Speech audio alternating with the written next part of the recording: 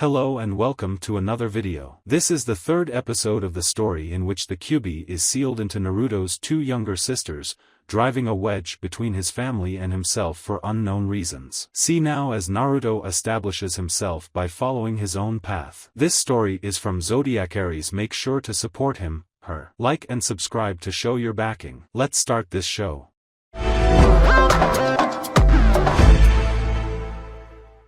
Now the third match of the preliminaries will begin. Saight shouted and pressed the button again. The names were flipping through them all over again, not staying on one name for more than a second. About half a minute later, two names were chosen. Would Torian Aburame and Terra please come forward? I would like to forfeit the match, a voice said from nearby Team 9. Everyone looked towards the direction of the voice and saw the hooded boy speaking. My condition was worse than I thought, and I don't think I can fight right now. Next to him, Torian looked at Terra in confusion. What are you doing? Torian whispered. Ensuring that one of us gets into the finals, Terra answered back. So I would like to decline joining the match and giving my win to Torian. Everyone was looking at them funnily before turning away. Boo! That was two matches where we couldn't even see the fight. Where's the action? I call a redo. Naruto shouted. He was then hit on the back of the head by Itachi. Naruto shut it. Itachi sighed. If they decided to give up, who are we to say no to that? Besides, the sooner this is over, the sooner we can get to the third round. Oh. Naruto stopped talking before shouting again. Hey happy lady, hurry the hell up. Okay then. Well, Torian has won his match due to forfeit. Saight announced, although far less enthusiastically than before. Seeing as there was no match, let us proceed to the next one. Round 4. Saight pressed the button again and they speed through the names of all the present genin before stopping. Will Fu Yamanaka and Jinko of Kyuubi please come center stage? This time Fu walked up to the field and met up with the Kyuubi ninja. Jinko was wearing only a black shirt, with green shorts and a Kyuubi headband on her forehead. Nothing really stood out from her at all. So you are my opponent? She asked. Fu didn't reply, save for turning to Saight. Please start. I'd rather finish this now than later, Fu told her. Okay. Let the fourth round begin. Saight shouted. Instantly Fu was doing hand seals just as Jinko was, however Jinko finished first. Ha, take this Konoha punk. Raitun, Jibashi, lightning release, electromagnetic murder. From out of her hands, waves of electricity shot towards Fu. The orange-haired genin jumped back several paces and stopped his hand seals. The lightning missed him by just a little bit, but that was all the time he needed for this match. Shintenshin no Jutsu, Mind-Body Switch Jutsu. A white beam of light shot out of Fu's hands and slammed into Jinko. The Konoha genin slumped forward, as did the Kyuubi genin. There was a tense few seconds before Jinko got up first. Since Fu is won the ground, I guess I'll start the 10 count to see if he is eliminated. 1, 2, 3. She stopped however when Jinko raised up her hand. What is it, Jinko? I, Jinko of Kyuubi, hereby forfeit the match, Jinko said in a slow steady voice. The collective response was obvious. In the stands, the hell, shouted one of Jinko's teammates. You have the Konoha bastard right there. Finish him off. What the heck is happening down there? Only a couple of seconds in and they already quit the match. Iru growled. Is there something wrong with these Konoha and Kyuubi ninjas? If you say so, hum Deidara. Although that family name seems rather familiar. Do you know what the Yamanaka family is good at? Not really. Me neither. That was why I was asking you. Over at Darui's team the team was speaking in hushed tones. Is that really Jinka-san? C asked. It really is her, Yujito replied. I can tell by the way she glared at me before going out. Then there's something wrong with her. She wouldn't give up this easily. She would have tried killing the boy off immediately, seeing how bloodthirsty she was back in the academy. It's the other team that is doing this, Darui drawled out. She is going up against a Yamanaka after all. What do you mean by that? Yujito asked. Didn't you pay attention in class? I wasn't in your class, remember? Oh yeah, you were admitted by the third Raikage as a straight-up genin. Didn't tell us why, but we just accepted it, C said, nodding his head. You see, the Yamanaka area special clan within Konoha. They have a distinct ability of entering someone else's body, by somehow sending their mind into it. Now it seems that this Fu fella has good control over the technique, being able to shoot it out at that speed and at that range. So you mean that? That's right. Fu is trying to make Jinko fail herself.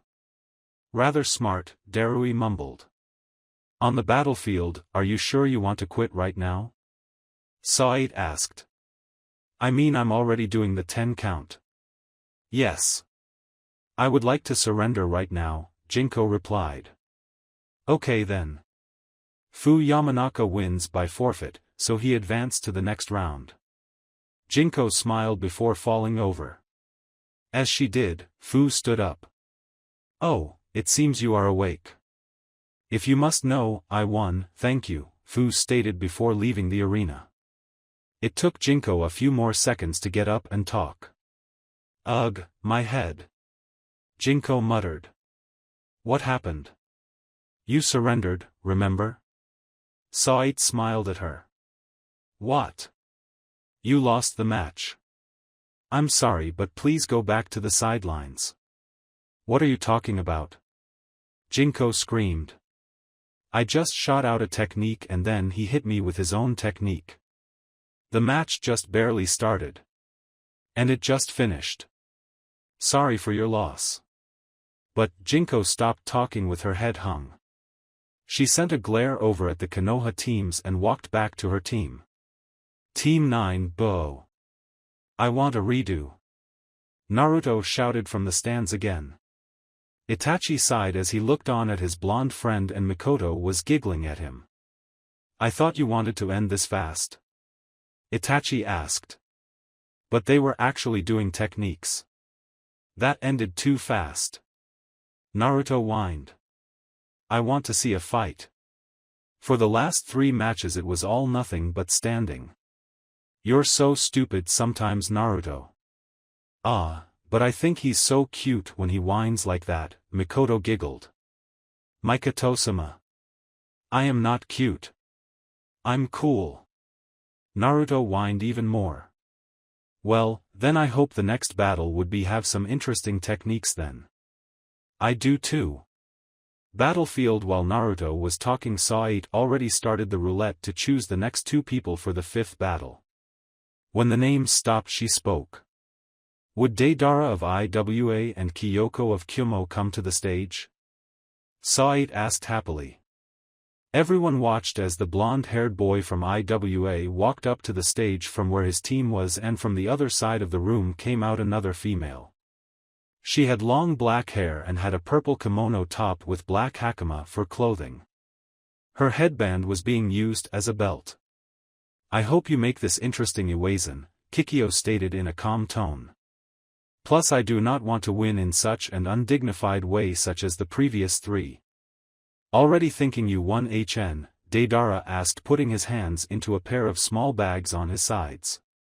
He turned to the proctor and motioned for her to start it. All right. The 5th round of the preliminaries are going to begin now. Sa'id shouted. Deidara jumped back just as a flurry of kunai and shuriken to land at his feet.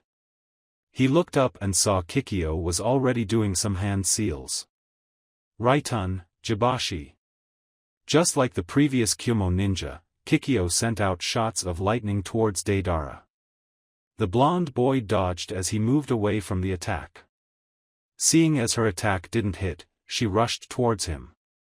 Deidara ducked a punch, but took a kick to his chest. Deidara flew back and rolled a few times, causing Kikyo to smirk. "You're all talk, boy." Deidara stood up and glared at her, but kept his hands in the bags. "Your punches don't hurt at all," Deidara replied. Deidara took out his right hand from the bag on that side and dropped something onto the floor. Various people in the stands noticed it but didn't comment on it. Kikyo, however, did not pay any attention to it. She ran forward again and started beating up the boy for going all jutsu, and Deidara just took the beating. Although, every so often Deidara would drop something onto the floor. "Team Darui, why is the boy just taking the attacks?" Yujito asked. "I don't know," Darui sighed. "All I see him doing is taking hits." "What do you think he is dropping onto the floor?" C asked. "We'll find out soon." Team 9, "I'm not sure that boy can take much more of a beating," Naruto sighed. "You bored with the fight already, Naruto?" Itachi asked. "No. I'm just saying he won't be able to take much more of a beating." The blonde then looked at the white stuff that was left on the floor. "I'm actually interested to see what he's doing with all that white stuff." The two stopped talking when they heard a groan from behind him. Both boys looked at the bench. They saw Yugao sitting up and holding her head. "Ugh, what happened?" she asked. She looked up and saw Itachi looking a bit guilty and Naruto looking at the beatdown on center stage. "Itachi beat you, Yuga-senpai," Naruto replied without. "Itachi, don't you have something to say to her?" Yugao looked confused until she remembered the battle and what he had said. She frowned at him as he sighed. "Yugao-san," Itachi started. "I am sorry for what I did. I only did what I did to you because you asked me to." The purple-haired girl nodded but still frowned at him. "I'm also sorry for saying that you are not ready to be Chunin. If it were me, and someone said that to me during the Chunin exams, I would be mad too. I hope you can find it in you to forgive me. Not now, but someday." There were a tense few moments before Yugao sighed too. "I'm not mad at you, really I'm not," the purple-haired teen replied. "I'm just not happy at what you said to me. It hurt me, a lot. I don't think I can talk to you for a bit." "I understand." Naruto frowned at his two teammates and shook his head. "They'll get over it, and he knew it, but it will take some time." He then turned his eyes back to the battle and raised his eyebrow. The blonde managed to get away and was smiling. Battlefield Deidara smiled at Kikyo as he kept his hands out of both bags. "Have you lost your mind?" Kikyo demanded as she saw the bloodied boy. "No. I'm just smiling at my victory," Deidara replied. "Your victory? In case you haven't noticed that you have been getting beaten up." "Really, HN? All you have been doing is punching me and kicking me. You did not use any jutsu except the first one in the beginning. I, on the other hand, have been preparing my jutsu." Deidara put both hands in front of him and made the tiger seal. All around Kikyo the white gunk that were on the floor changed shape into various deformed spiders. They then jumped onto the girl, causing her to scream, for over 50 white spiders latched onto her. "What are these things?" Kikyo screamed as she tried to take them off of her, however as hard as she tried the bugs stayed on. Deidara was laughing where he stood. The blonde boy spit out some blood that had accumulated in his mouth and smirked at the girl. "Those things, as you called, Kyuubi-san, are my pieces of art," the IWA ninja explained. A spider then jumped onto the palm of his hand and he held it up for her to see. "I'll give you a little demonstration." Deidara threw up the white spider in his hand and put his hands into the tiger seal again. Katsu, the spider in the air, suddenly exploded. That made the eyes of all the other ninjas widen. Kikyo was already trembling. The amount of spiders would not only kill her, but leave no remains. Deidara then smirked at her.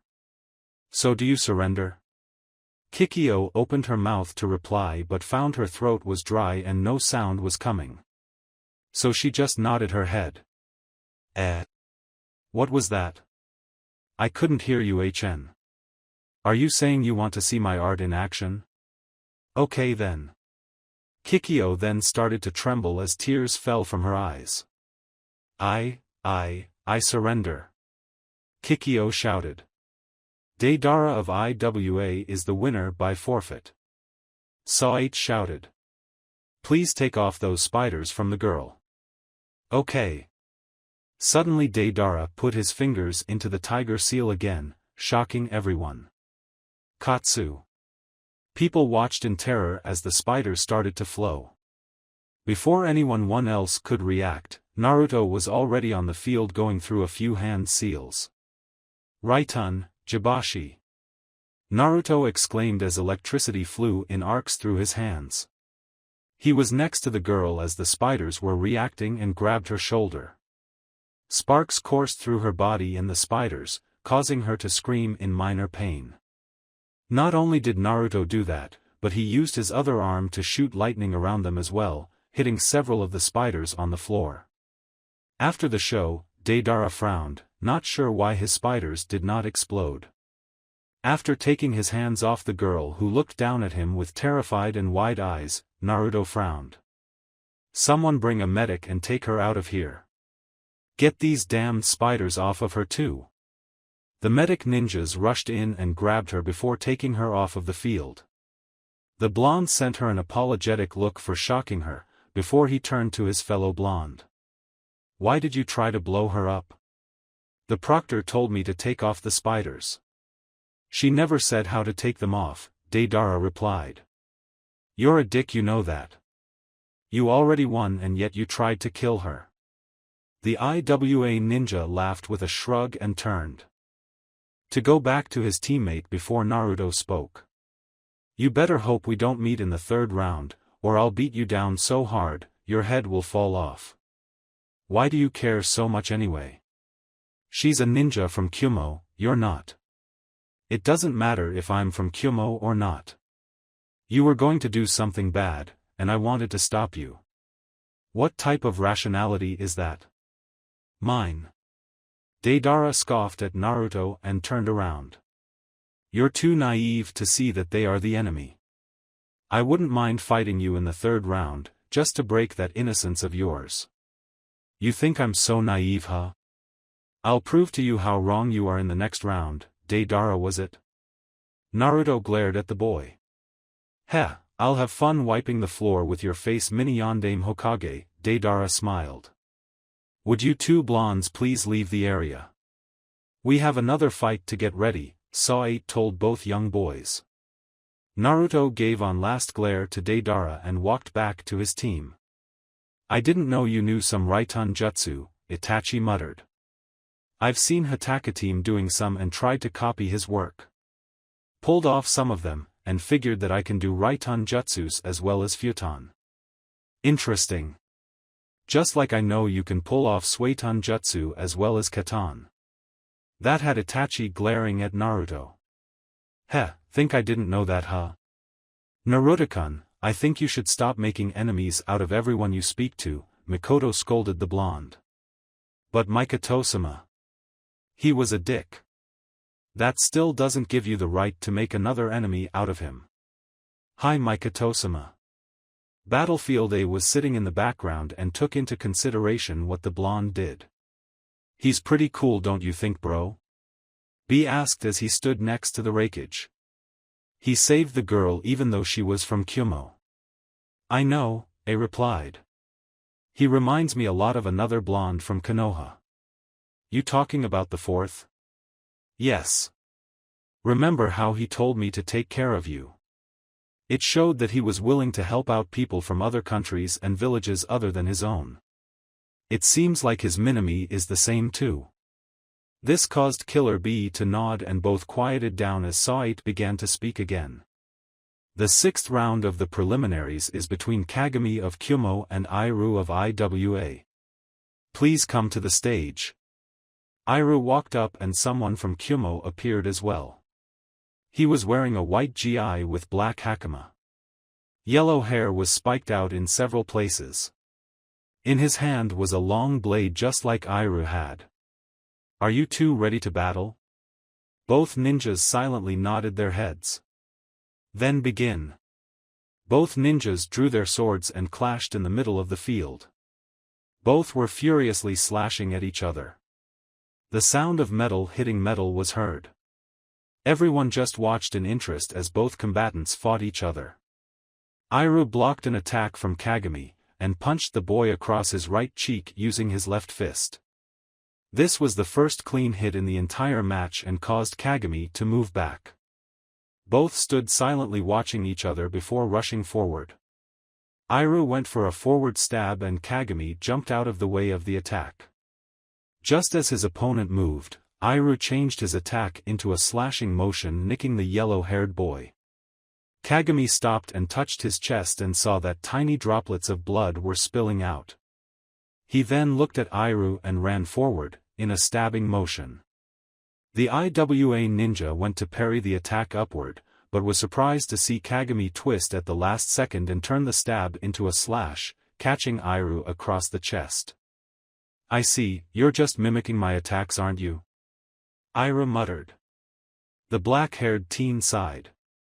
He then looked at the teen looking back at him. "Let's see you copy this then." Iru held the blade in his left hand and grabbing the hilt with his right. The blade started to glow yellow and Iru placed the tip of the blade to the ground in front of him. Kagami looked confused but was already moving towards Iru to stop the attack. The IWA ninja smirked as his opponent approached him. Kudai no Ryu, Funka Kiri, Emperor style. Erupting slash, Iru, slashed upward sending a wave of rocks and energy forward. It was so fast that Kagami wasn't able to react in time. As the attack hit, Kagami was encased in the rock and a spray of blood erupted from his back. Then a golden circle appeared behind him. Iru sheathed his blade, then let his arm forward with an open palm and the same faint yellow glowing appeared on it. Kudai no Ryu, Funka high rate, Emperor style, erupting palm.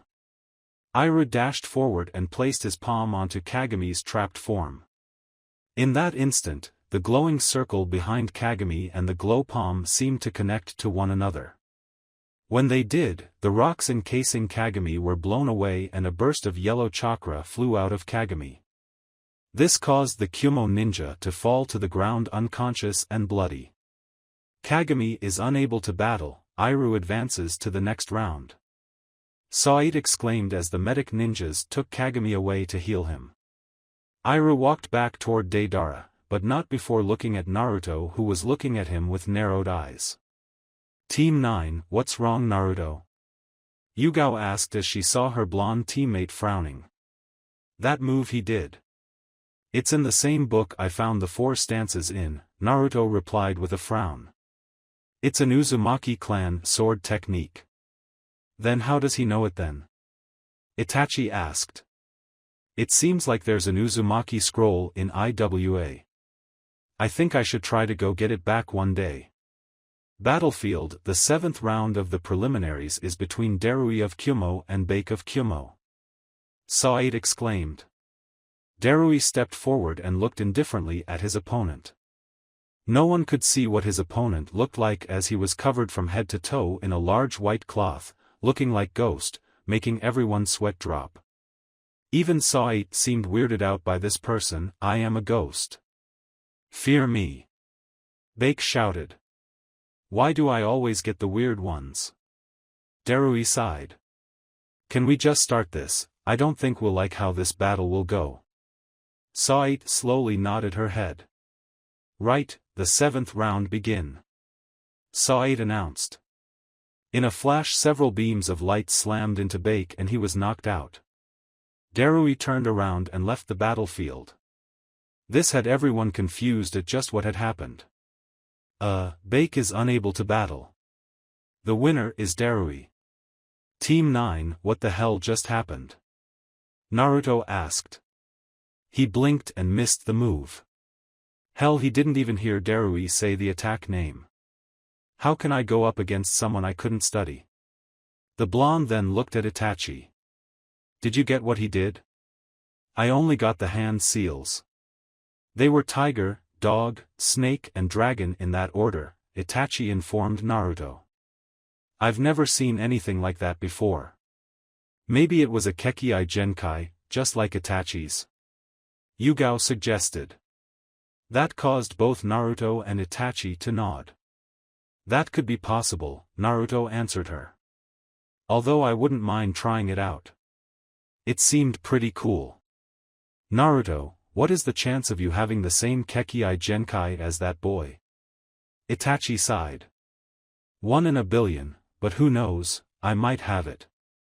This caused both Itachi and Yugao to sigh and shake their heads. Battlefield, the 8th round is between C and another bake? Sa'it said unsurely, as another boy in a white sheet. This caused every to face fault. Even the most dignified people face faulted at the person. I am Bake the Second. Fear me. Bake the Second shouted. C sighed.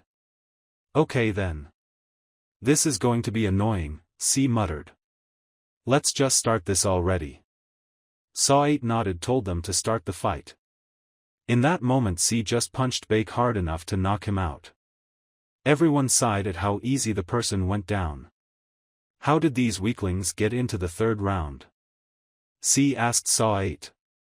They stole a key during the 2nd round when 2 groups were fighting, Sa'it answered. So technically, even though they didn't fight they were able to make it to the preliminaries. She then looked at the last person from the group. It was yet another person under a white sheet, then looked at Yujito, and then looked back at the 3rd person. Are you sure you want to fight? I am Bake the Third. Fear me. Bake the Third shouted. Although I decline. I must tend to my brothers in need. Bake then left the room to talk to his brothers. Well, I guess that makes Yujito Ni of Kyuubi winner of the last match of the preliminaries, Sa'id exclaimed. Now that all the battles are over, will all the winners please come forward? All 9 winners stood by each other looking at Sa'id. The proctor brought up a box with a hole on top. Now will you please reach in and grab a number? This will set up the matches in the final round. So one by one each person grabbed a piece of paper and showed it. A chunin in the background had a white board and wrote down the names for each fight. Round 1, Itachi Uchiha vs C. Round 2, Yujito vs Fu. Round 3, Darui vs Torian. Round 4, Naruto vs Deidara. Round 5, winner of Round 4 vs Iru. These will be the matches, Sa'id told them. Now, we will meet back in a month for the 3rd round back here in Kyuubi. Please use this time to train yourself and to show your skills to the people who would be watching. Sa'id stopped talking as they stood in front of them. Now I'll have you know that all of you, all 9 of you, are able to be chunin at this point, A stated. He held up his hand when he saw several people were about to speak in protest. Now I know, you are asking why are we going to go through another test if we can all be chunin at the moment. There is a reason. We Kages, yes the Tsuchikage and the Hokage are going to watch the matches. We will deliberate to see who are above the rest of you. To see who are the cream of the crop as to say. Again, use this month to train yourself to prove yourself. Now you are dismissed to return to your villages to train. Everyone bowed and left the room followed their senseis back to the hotel they were staying at. As they walked, Team 9 was silent, thinking over what they had occurred. So Naruto-kun, what are you going to do to train this month? Mikoto asked, breaking the silence as the group entered their room. Since it was the afternoon, they would just pack up and leave the next day. Naruto stayed silent thinking of what he would do before answering. Just master what I already know, Naruto answered. I'm still lacking in most of my techniques. You Itachi? Learn a few new things to prepare for the fights, Itachi replied with a calm tone. He then stared Naruto directly in the eye. Make it to the finals Naruto. I want to prove to the world just who is stronger, you or I. Heh, yeah. Finally settle the score on who is truly the better of the two of us. Naruto stretched his arms before walking towards the door. Where are you going, Naruto? Yugao asked. Well, I'm going to see a certain ninja about a bet that he owes me. After that, I'll use the money I got from that IWA owes me from a bet to get some ramen, like I promised that one ramen vendor. Naruto bade them farewell and left the room. Kyuubi Council Room, the boy has made it to the third round, a Kyuubi Council member stated. Counselor Han, what do you have to say for yourself? None of the ninjas you sent have been able to beat the blonde brat. It is not my fault the ANBU failed, and it is also not my fault that other Kyuubi genin could not even find that brat and his group, Han told them, wiping the sweat off his brow. He was not liking how the other council members were coming down on him like hawks. It wasn't his fault that the ninjas that worked for him weren't as good as they said they were. WWE will get the boy, just watch. I'll personally see that the Kyuubi genin in the third round will get scrolls that will help them stop the boy from reaching the finals. You better, Han, or it is your head. With A and Killer B, so all the rookies made it into the third round, A side. Who would have thought all dem rookies would be so cool? B started to rap and dance. Now, I bet the council thinks they're a bunch of old fools. Oh yeah. Ha, I agree with you there, B. Those council members are probably trying to think of a way to stop that blonde brat from getting what he wants. A chuckled and shook his head. He swiveled his chair around to look out the window. He watched over the city and saw Naruto in the nearby ramen standing, eating his favorite food. A smirked when he saw the boy. The battles in the upcoming months are going to be intense. Nothing like those samples we saw today, B. I wonder if anyone other than myself think that a few people are all ready to be chunin. It had taken them half a week to reach Konoha, since only Team 9 and the team sent by Danzo were the only ones left in the tournament. During that time Yugao had forgiven Itachi, but they still had a little to fix in the relationship they had. It was also during that time Naruto decided to talk to the other Konoha participants. Oddly enough, they were quiet and didn't speak much. So when they arrived back in Konoha, they were all instructed to meet with the Hokage and report. So that is where they found themselves now. They were all in the Hokage's office standing in front of him. Minato was smiling at them from behind his desk. I would like to congratulate your teams to making it to this third round. Minato told them with a smile. He then looked at Fu, Torian, Itachi and Naruto. I would also like to wish you 4 luck in the upcoming battles. Now, I would like all of the genin to go and relax or train, while I talk to your senseis. The genin nodded and turned to leave. As they reached the door, Minato spoke again. Uzumaki-san, please wait outside. I would like to speak to you afterwards. The younger blonde looked at him. Hi, Hokage-sama, Naruto replied. Naruto exited the room with his team behind him. After they closed the door, he turned to Yugao and Itachi. I'll meet up with you guys later, apparently the Hokage wants to speak to me. Itachi and Yugao nodded, then bid him farewell.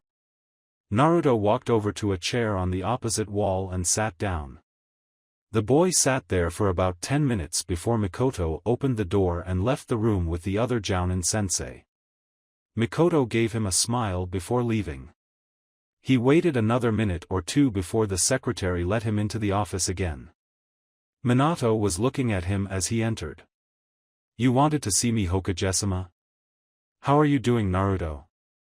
Minato asked with a small smile. I could always be better. How about you, Hokage-sama? I'm fine as well.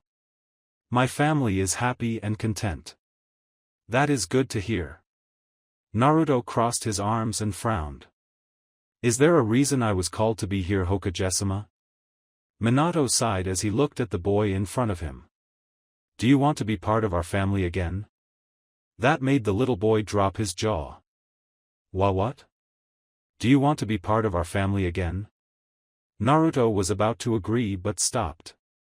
What do I have to do in order to be part of the family? He asked Minato. Quit being a ninja, Minato replied. Quit being a ninja? Yes, if you quit being a ninja I will allow you to be part of our family again. The Hokage was waiting for the answer, hoping that the boy would agree in order for the second prophecy to not come true. Sorry, but I respectfully decline, Naruto answered. As much as I would love to be part of that family again, I don't want to give up being a ninja. I like what I am doing and I'm going to keep it that way. I also have some big goals and I need to be a ninja to do them. Will that be all, Hokage-sama?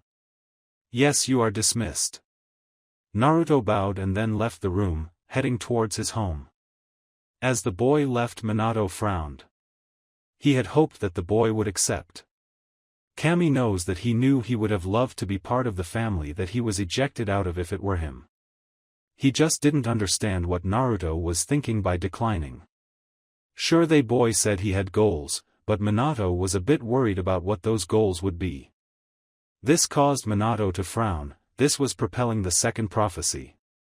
With Naruto, the little blonde boy was walking home with a frown on his face. The fact that his former father would offer him a way back into his old family was interesting, but the price he would have to pay was too big. If Naruto wanted to be the Hokage, he had to be a ninja and he couldn't give that up. He was so lost in thought that when he finally did snap out of his thoughts, he was already in front of the Senju household. Opening the door and taking off his sandals, he exclaimed, "I'm home." "Ah, Naruto-kun. Welcome home," Shizune greeted him as she came from out of the kitchen. She walked over to him and gave him a hug. "How'd the exams go, Naruto-kun?" "I'll tell you when everyone else is here. I don't want to repeat myself, Shizunini." "That's a good thing they're here then." Jiraiya-sama and Sarutobi-sama are in the kitchen catching up with Tsunade. "Oh, okay then. Let's go greet them."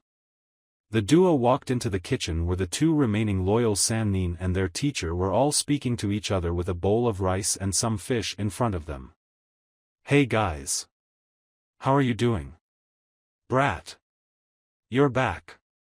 Tsunade greeted him with a hug. "Naruto, I heard that you made it to the second part of the exam, but then no news after that," Jiraiya stated as he took a drink of sake from his saucer. "You going to tell us what happened?" "Of course, Ero-sensei," the blonde smirked. Naruto then turned to the former Hokage and bowed. "How are you, Ojizen?" "I'm doing fine, Naruto-kun," Sarutobi replied. "So how did your exam go?" "It went pretty good. We passed the second part, a survival battle royale, within 4 hours of its start, being the first team to finish. Then we had to do some preliminaries. One-on-one fights. "Who'd you fight, brat?" Tsunade asked as Naruto sat at the table. Shizune sat next to him serving him some food. "An IWA ninja, who called me the mini Yondaime Hokage," Naruto sighed. "I think that had people starting to question who I am." "I see." Sarutobi mumbled. "Will this affect you in any way?" "Nah, it's okay. If they find out that I'm the former child of the Yondaime Hokage, it doesn't change anything. I'm still going to aim for my goals and ascend to greatness." "You won't ascend to greatness if you don't do your best," Jiraiya told him. "Although, you never told us if you beat that IWA ninja." "Oh, yeah, it was a beatdown.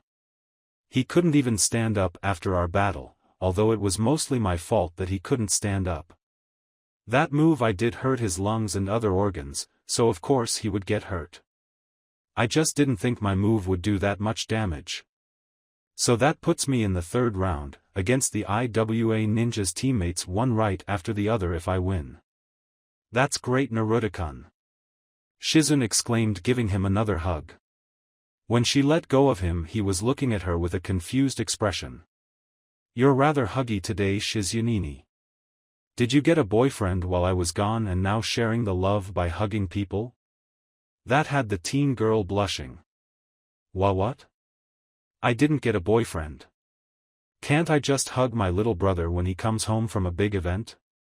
You can, but you're being all affectionate all of a sudden. Naruto then turned towards the rest of the group. Did she get a boyfriend? I mean, I keep telling her to get one and now she's all huggy. That had the adults laughing at Shizune. Well, if you must know, kid. We think Shizune here has a crush on Yo. If Jiraiya spoke, but was stopped when Tsunade elbowed him. What the pervert here was trying to say was that we suspect that Shizune has a crush on someone. We're not saying who yet since we are not sure, but we'll let you know when we do, Tsunade told him before smiling at Shizune. The teen glared at her master, but was still red in the cheeks. Another round of laughs occurred. Naruto-kun, I hope you to train hard during the following month. You're going to be facing tough challenges in the following round, Sarutobi advised the young boy. I know that, Ojaizen. I mean, if I want to beat Itachi in the finals I need to train hard since he is going to be training hard too, Naruto replied. That reminds me, is Asuma-san still here? I need to ask him to help me finish my Futon Chakra training. I'm sorry, Naruto-kun, but he has already left to join the 12 guards. Ah, it's okay then. I just want to have help cutting that waterfall in half is all, a few pointers is all I need. Naruto then went quiet, thinking hard about what else he needs to learn during the following month. Hey Ojaizen, can you help me out with a few Raiton Jutsu? Why do you need to know a few Raiton Jutsu? Because I only know one right now. I need to expand my list of jutsus just a bit. Knowing Itachi, he's going to train in using more Suiton Jutsus. Plus it wouldn't hurt to know more Raiton Jutsus against an IWA ninja. That is true. How about I train you 1 hour a day until the day of the exams? Why only 1 hour? The blonde boy asked with a frown. I still have to work, Naruto-kun. Oh yeah, you should retire from handing out missions. You're not getting any younger. That caused Jiraiya to cough in order to cover up a laugh. I know that. So do you agree with me training you for an hour? Naruto nodded. Good, what else do you think you are going to do for training?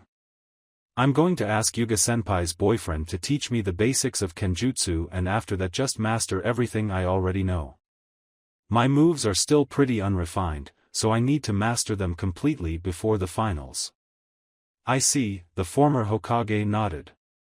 After that the rest of lunch went smoothly, with some joking around by Jiraiya and Naruto and small talk between everyone. When lunch was over, Sarutobi bade them farewell. Shizune set out to finish cleaning the kitchen and Tsunade went to the hospital to check up on some patients. That left Jiraiya and Naruto. The perverted toad sage had ushered Naruto to the backyard and sat him down on the bench. Naruto, I need to talk to you, Jiraiya began to speak as he sat down next to his godson. What about Ero Sensei? Naruto asked. It's something important. The sage took a deep breath before continuing. I found out the reason why Minato took you out of his family. He told me a few days ago. Now that had Naruto looking at the pervert, especially with the conversation that he had with the Hokage before coming home. Really?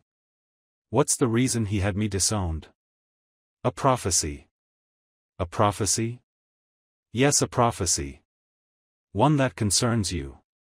Apparently from what the toad sages said to him, that one day in a few years you will go and somehow make Minato lose everything. The respect of the village, his family, his position of Hokage, everything. That made Naruto frown. And you double-checked with the toad sages on this? Yeah, Jiraiya sighed. I visited the great toad sage himself, and he told me that he had gotten a second prophecy the day the girls were born and told Minato. You only found out about this recently? Yeah. Apparently the old toad didn't think I needed to know it since it doesn't concern me. Is there anything else he said about disowning me, other than seeing me as a threat to him? Jiraiya shook his head. That made Naruto's frown to deepen. Well, he maybe have been my father at one point and he may be Hokage right now, but I have to say he's being rather stupid. I'm 7 years old and I can see that is some pretty dumb reasoning. I totally agree with you. I ended up punching Minato across the face and called him out to be an idiot. He said that he won't regret his decision, that he knows that what he did is the right thing. Both males frowned at that. It would be a few minutes before someone would break the silence. Something is wrong here, Naruto started. Something really wrong. Hokage was hailed to be one of the smartest people in the world, and all of a sudden he's off doing this? Disowning me, his own flesh and blood. Acting too overly cautious due to some stupid prediction. Something is up. I agree, Jiraiya nodded. Something happened in that small time span between the day of the girl's birth and the following day of the prophecy. Something must have happened to Minato during that small amount of time. How does that explain Kakushina-sama? Naruto cursed himself for slipping up. While he had no problem calling his father Hokage-sama, he still had a tendency to call Kushina Kazan if he didn't catch himself, just like his little shouts of Dadabayo. Jiraiya smiled at his grandson when he heard the little slip. She suddenly doesn't remember me. I think Minato has something to do with that. I heard he knows a seal that allows him to cover up, or even erase memories. So you're guessing that between the time of my sister's birth and the following day, something had happened to Hokage-sama? Jiraiya nodded when Naruto asked that. I'm guessing you're going to be looking into that then, Aero-sensei? You got that right, kid. So you won't be able to ask me for help during the following month. Also, I'm going to be heading out, checking up on my spy network. Got you, I already have a full plate anyway. I mean, mastering what I already know will take up almost all my time, but I also intend to learn a few new things during that time. Like those Raiton jutsus and the basics of Kenjutsu? Yeah, and I need to experiment in a few new subjects. I found a few things in Kyuubi worth looking into, namely if I want to beat some of the ninjas they have. The 7-year-old stopped, remembering something. I just noticed something. What? During the prelims, the fighting order was rather weird. Every match had a whole team go one right after the other. For the first match of the prelims was me versus an IWA ninja. Then it was Itachi versus Yuga Senpai. Then there was this group of Konoha ninja I didn't know who went right after us. Does that mean anything at all? Not really, I just noticed it. Especially since during this next round it seems like it's happening again. How do you guess that? The first 3 matches contain the only Kyuubi team left in each match. Then both of my matches will be against IWA ninjas when I win the first match. That is peculiar, Jiraiya scratched his chin. Does this worry you? No. Again, I'm just saying it was rather weird. He then stood up and stretched his legs.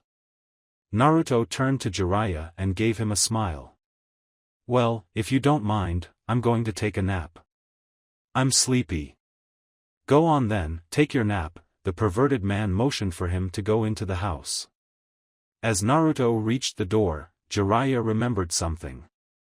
Naruto. What is it? Aero-sensei? Tsunadeheim is making me tell you this so you won't get surprised. Kushina came looking for you during the time you were gone. Bright blue eyes widened when they heard that. She came wanting to know more about you, since you are an Uzumaki. She wants to meet with you several times a week, to get to know you better, if you are willing to, that is. So she's not doing this because she remembers me?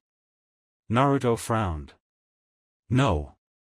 So are you willing to meet up with her? The blonde closed his eyes for a moment, before nodding his head.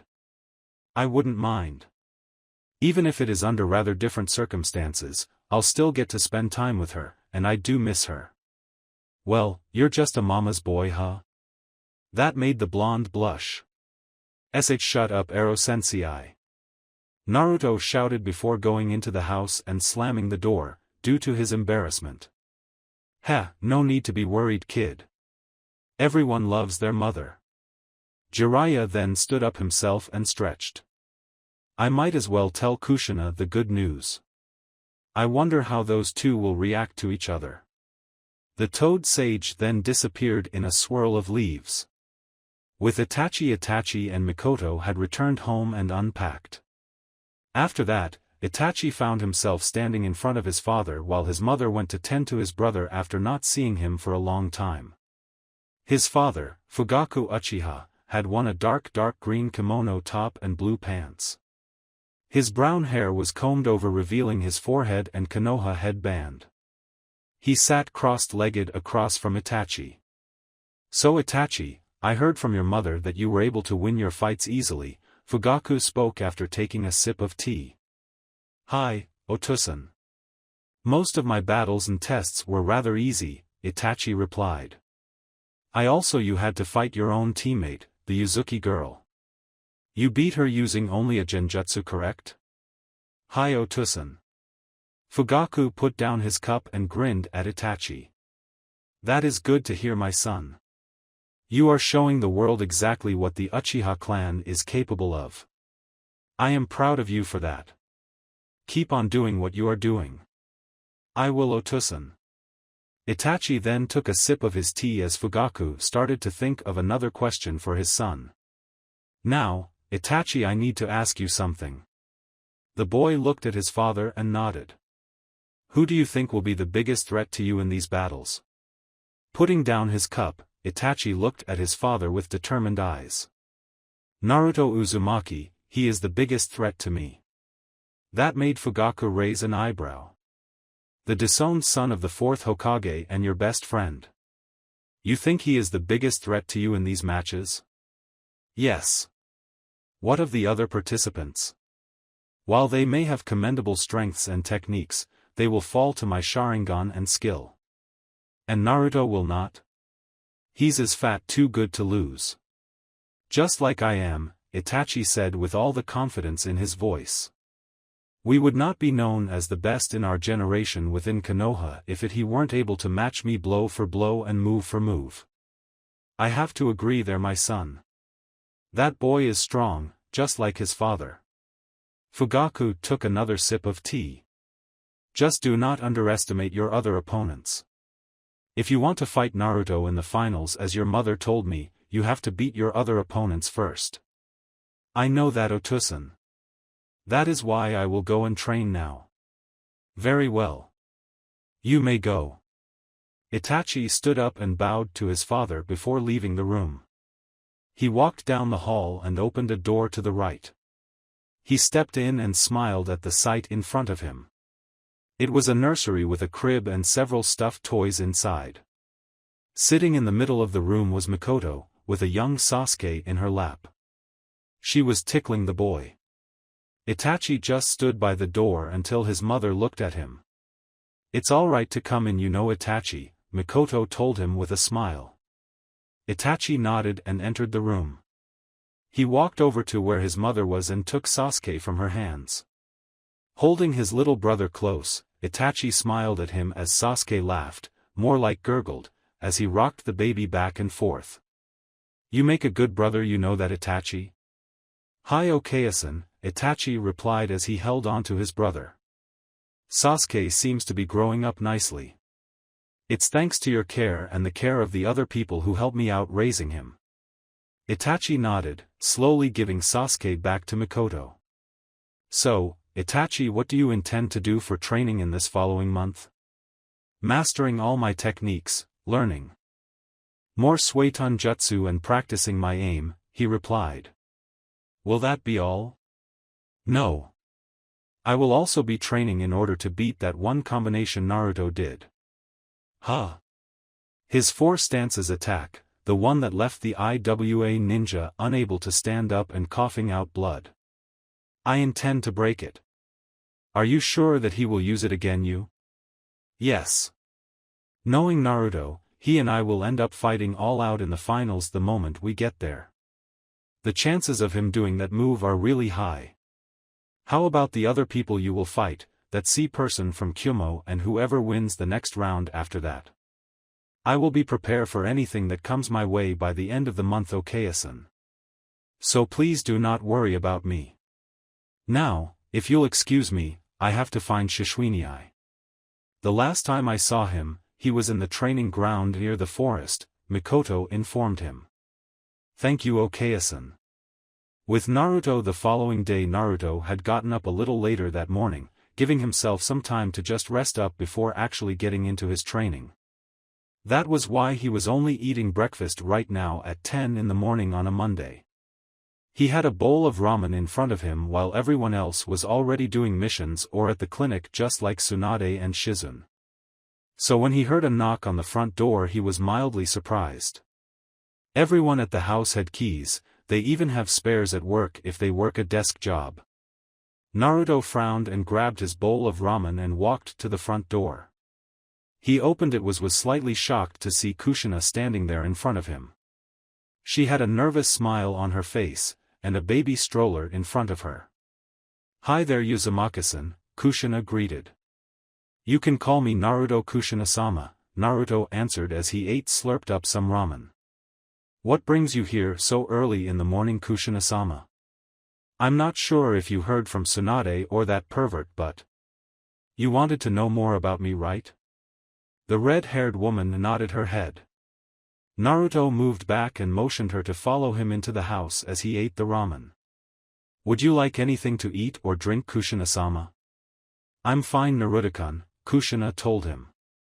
He led her into the sparse living room and told her to stay for a moment while he put his bowl into the sink. He walked back and smiled at her while she played with her two daughters, his two sisters. So how are you today, Naruto-kun? I'm doing fine.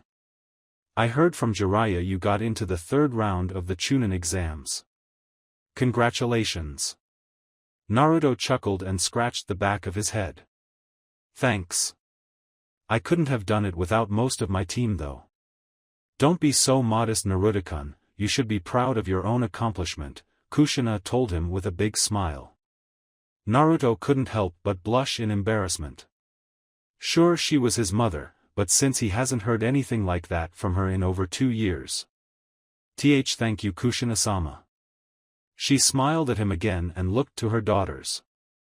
Naruto followed her eyes to the twins and smiled at them. Hi there, Tsubaki-chan, Yuri-chan. I'm Naruto Uzumaki.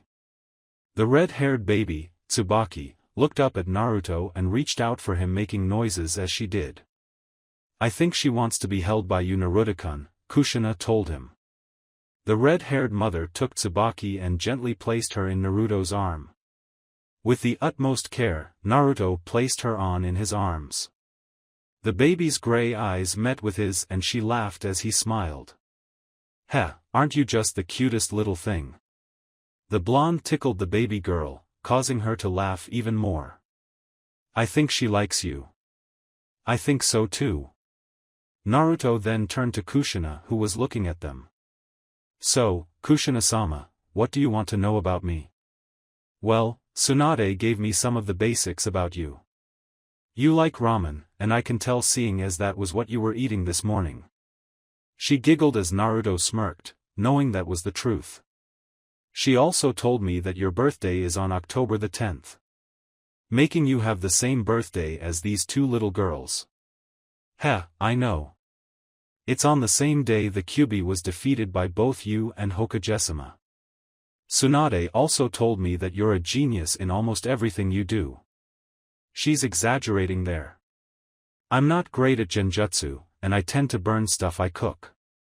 So I'm not a genius at everything, Kushina-sama. She also told me you're afraid of the dark, Kushina teased him. Whoa, whoa, whoa. Whoa.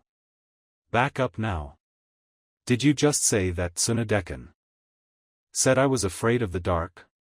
Kushina nodded and Naruto grimaced. That's it, she's been called Bachan again.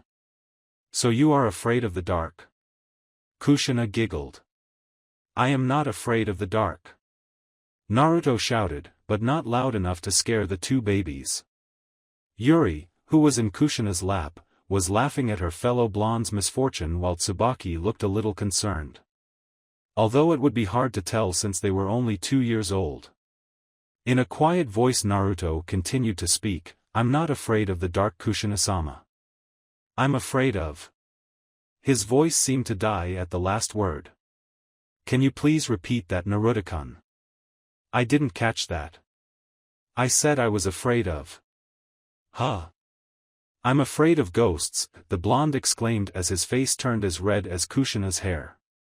The wife of the Hokage started to laugh at him, although all in good nature. It's not funny, Kushina-sama. I mean, you can't explain what they are. They're not scientific at all, heck, you can't even explain them with jutsus. That caused Kushina to laugh even more. Ah, come on. I'm sorry, Naruto-kun, Kushina said in between giggles. But that was just funny, and you looked so cute when you were explaining why you are afraid of them. That caused Naruto to frown. So I also heard that your best friend is Mikoto's son, Itachi. You're friends with Mikoto-sama? Naruto asked. Of course he knew, Mikoto used to visit them when he was still part of the family along with Itachi, hence their friendship. Yeah. We were friends back then when we were kids. She helped me beat up the kids who made fun of me and my chubbiness when I was younger from time to time. That caused Naruto to sweat drop. From that point on, it was just Naruto and Kushina speaking to each other and enjoying their time together. While for Naruto it was a chance to reconnect with his mother even if she didn't know it, for Kushina he was a link to her destroyed home country.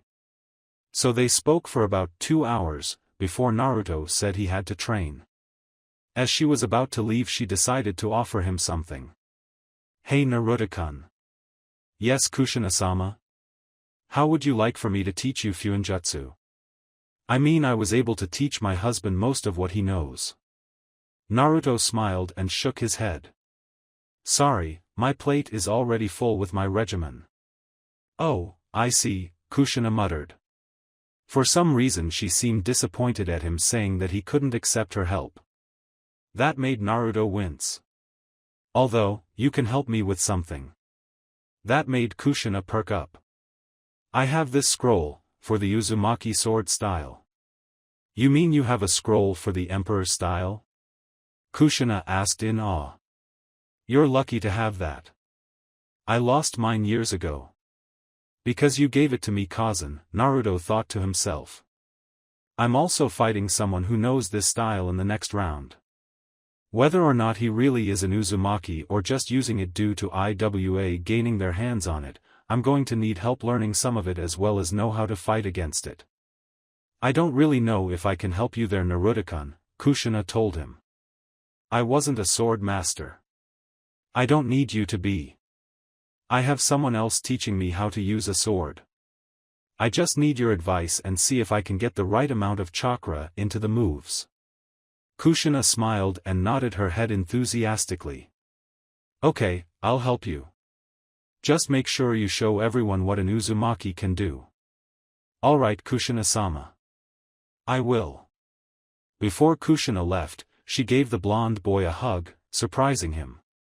He hugged her back and she bid him farewell along with her kids. When she was out of hearing range, Naruto sighed. Man, now I just added another thing into my schedule. I wonder what Itachi is going to do. With Itachi was looking at a paper on his desk. It had his schedule of how he was going to train. Not by hours, not yet, he just decided what he was going to do.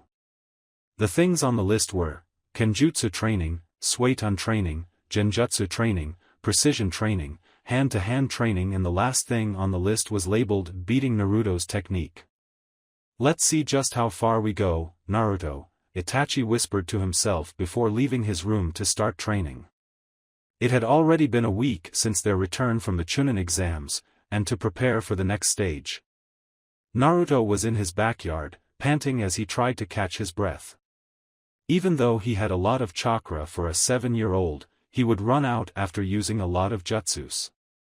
Hence the little break he was having right now. Sitting on the bench behind him was Sarutobi, nodding his head as he saw the damage Naruto had put out using various Raiton moves. Also, it was not his main affinity, making it all the more harder for him to utilize. I need to do it again, Naruto panted. I need to get that move down. Naruto-kun, do not overexert yourself, Sarutobi said from the bench. Worry was in his voice. You'll force yourself into chakra exhaustion if you try to keep using Raiton, Gaian, lightning release, false darkness, continuously like that.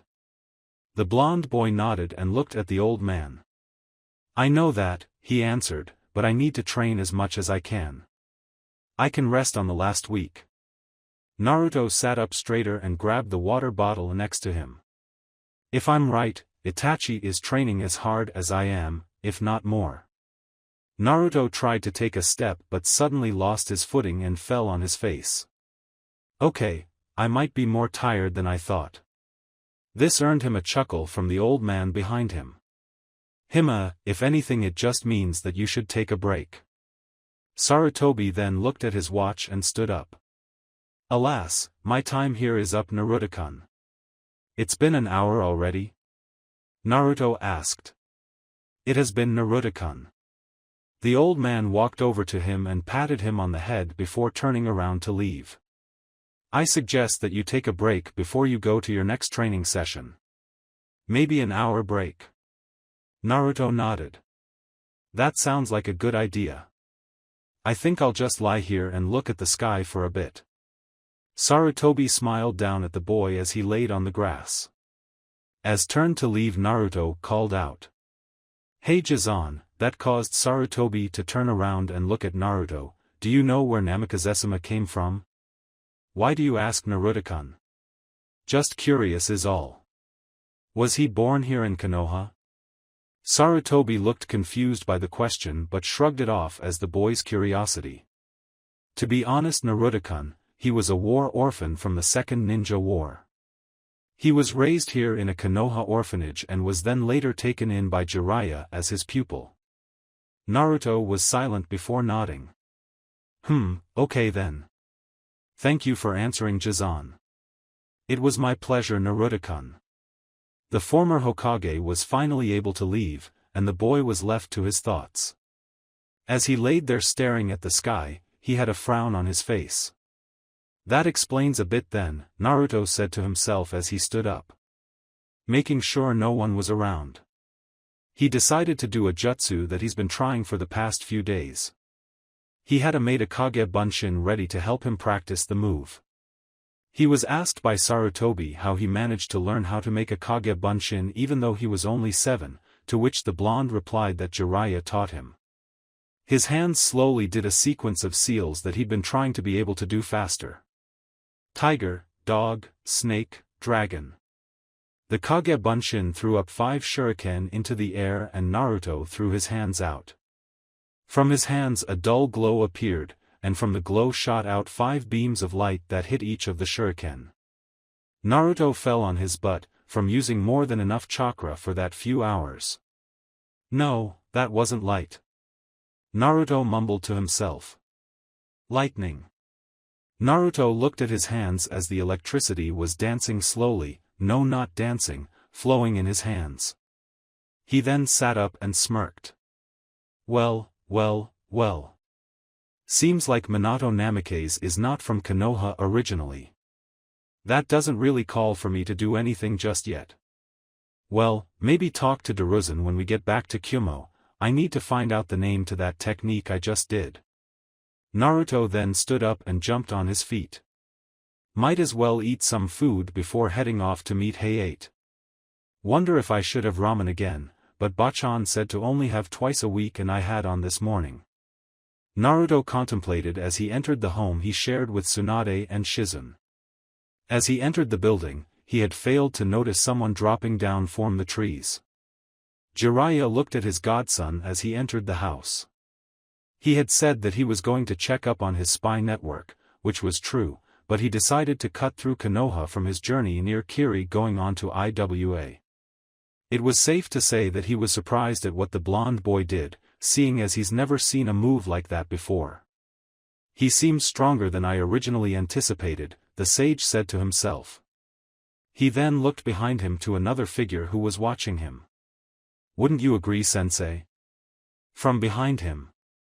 Sarutobi came out as well, looking towards the door Naruto walked through. He seems to be very strong Jiraiya-kun, Sarutobi smiled. Although, he tends to forget that even he has limits. Overexerting himself by using so much chakra within an hour doesn't really show that he is ready to be Chunin. I see what you mean by that, sensei, Jiraiya nodded, but you forget, he's only a kid. A smart one. Jiraiya rolled his eyes. Yes, a smart kid, but a kid nonetheless. If anything, I'm guessing Naruto will know what he'll need to do in order to become Chunin when the time presents itself. Namely in the third round of the exams. The older man nodded and the two sat there quietly for a bit. Don't you have some paperwork to get to, sensei?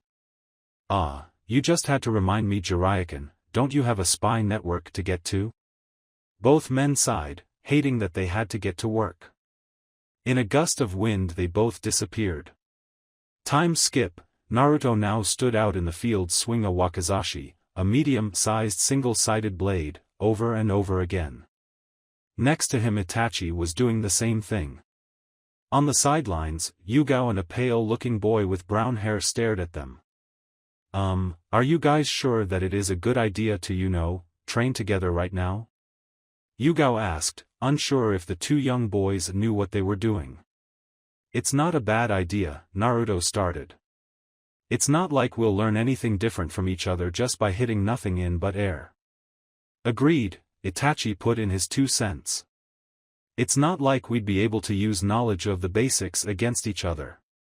It's when we go to train by ourselves that we would be able to use special moves. They are right, Yugao, the boy next to her nodded his head. This is only the basics, it's what most kenjutsu practitioners know, so there is no harm in both of them practicing together. If you say so, Hayate-kun, Yugao blushed. From where the two boys were standing, Yugao heard snickers coming from them. She turned and glared at the two, which caused them to drop their swords and burst out laughing. Ah, that's so cute! Naruto exclaimed while holding his sides. Yuga-senpai has a crush on Hayate-san. We already knew that, Naruto, Itachi laughed alongside his friend. It's just her expression is priceless. This caused the purple-haired girl to open her mouth in shock and turn to her friend who was sitting beside her. Hayate-kun, Yugao stopped talking when she saw her crush smiling at her. So you like me, Yugao? Hayate gently asked. Yugao opened and closed her mouth a couple of times before just opting to nod her head. His smile widened and he pulled the girl into a hug, causing her to blush. That's great to hear. I like you too. Again, Yugao seemed to be shocked by this whole thing and seemed to be mimicking a fish with her mouth once again opening and closing on its own violation. When she stopped and opening her mouth, she closed it and fell to the ground. Hayate caught her on the way down. This caused both Naruto and Itachi to stop laughing and rush to their last teammate. Whoa, is she okay? Naruto asked as he saw Hayate fanning Yugao. I think she fainted from shock and embarrassment, Hayate chuckled. Both of the younger boys let out relieved sighs. She got you scared there for a moment, huh? Yes, she did, suddenly fainting like that, Itachi mumbled. So she will be okay? Yes. Hayate then took the girl and placed her underneath the shade of a tree. Now, since she's asleep and not trying to flirt with me, I think we should get into some light sparring between you two. No, Naruto, we won't be using real swords. I brought some shunai with me so you don't hurt yourself. The two boys nodded and grabbed the 2 wooden swords that were offered to them and walked to where they were practicing with their real blades. Hayate instructed them on what they did wrong as they clashed blades, leaving the purple-haired girl asleep in the shade. Time skip, in a training field, a rock was sliced around the edges several times simultaneously by some invisible force. Long gashes were left on the rock where the slices were made. Then a bright blue light had begun to emanate from the stone. A few seconds later, a foot covered by blue chakra slammed into the rock, causing it to burst and threw the person back. Naruto bounced on the floor with a thud and he let out a groan. Ugh, that hurt a lot, Naruto grumbled. blowing up a rock in front of my face was not what I intended to do right after lunch. You put in too much chakra into your attack, Naruto-kun. You need to cut down on how much you put, Kushina advised from the side. She was standing there watching the blonde as he laid panting and groaning in pain. She had left her kids in the care of Tsunade as she went to train Naruto in the backyard. If you didn't put too much force, all that chakra into it, the force of the attack would explode like that. Hopefully you'll get this down before you try it on a real person, or else they'll die a rather bloody death, and you don't want that, do you? No. Naruto got onto his hands and feet, then stood up. I hope you don't mind I try it again, right, Kushina-sama? It is okay, Naruto-kun, just try to get the amount of chakra down a bit better. Right. The blonde boy closed his eyes as he drew his wakizashi. Holding it in his right hand, he placed the blade onto his left and focused his chakra. A blue light encased the blade and Naruto opened his eyes. Looking at a log a fair distance away, he pulled back his right arm and pointed the blade towards the log. Kudai no Ryu, Senten Suki, Emperor's style, whirling thrust. Around the blade several small blades made out of air began to spin around the wakizashi. Naruto then thrusted the blade and sent all the blades towards the log. Just like the rock, several long gashes appeared along the log and it began to glow blue. Putting his leg in front of him, Naruto focused chakra into it, giving it the same glow just like the log. Kudai no Ryu, Senten Karu, Emperor's style, whirling kick. Naruto ran toward the glow log and jumped up. He did a flying kick on the log. Just like what happened during the battle between Iru and Kagami in the Chunin exams, the blue chakra that formed around Naruto's leg merged with the one around the log. In that instance the log blew up and shot Naruto backwards. Again, the blonde boy let out a groan of pain. Kushina walked over to him and helped him up, shaking her head, but there was a smile on her face as she did so. She took him to the bench she was sitting on and inspected his wounds. He had splinters from the log's explosion and several cuts from the rock. Here, let me patch you up a bit. I brought a first aid kit just in case this happened. She got a pair of tweezers and pulled out a splinter. Ow! Hey, that hurts. Oh, stop being a baby. From the way you've been pushing yourself, I know that you've been through more than this. Naruto grumbled but kept silent as she kept pulling out the splinters. He winced when she applied disinfectant on his wounds, but was still silent. After patching up she slapped him on the knee, eliciting a yell from him. There you go, all patched up. Thank you, Naruto said with a grateful smile. No problem. Although, you still keep putting too much chakra into the jutsu. Are you sure you'll have this move down by the end of the month? Yeah, don't worry about it. I got this in the bag. Well, with that bad chakra control I'm not so sure, Kushina teased. Naruto pouted, causing the red-haired woman to laugh. Naruto rolled his eyes but smiled at the woman in front of him. I have better chakra control than that, Kushina-sama. I just tend to ignore the voice in my head that says to be careful from time to time.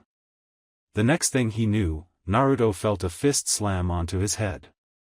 Hey, what was that for? That's for being careless.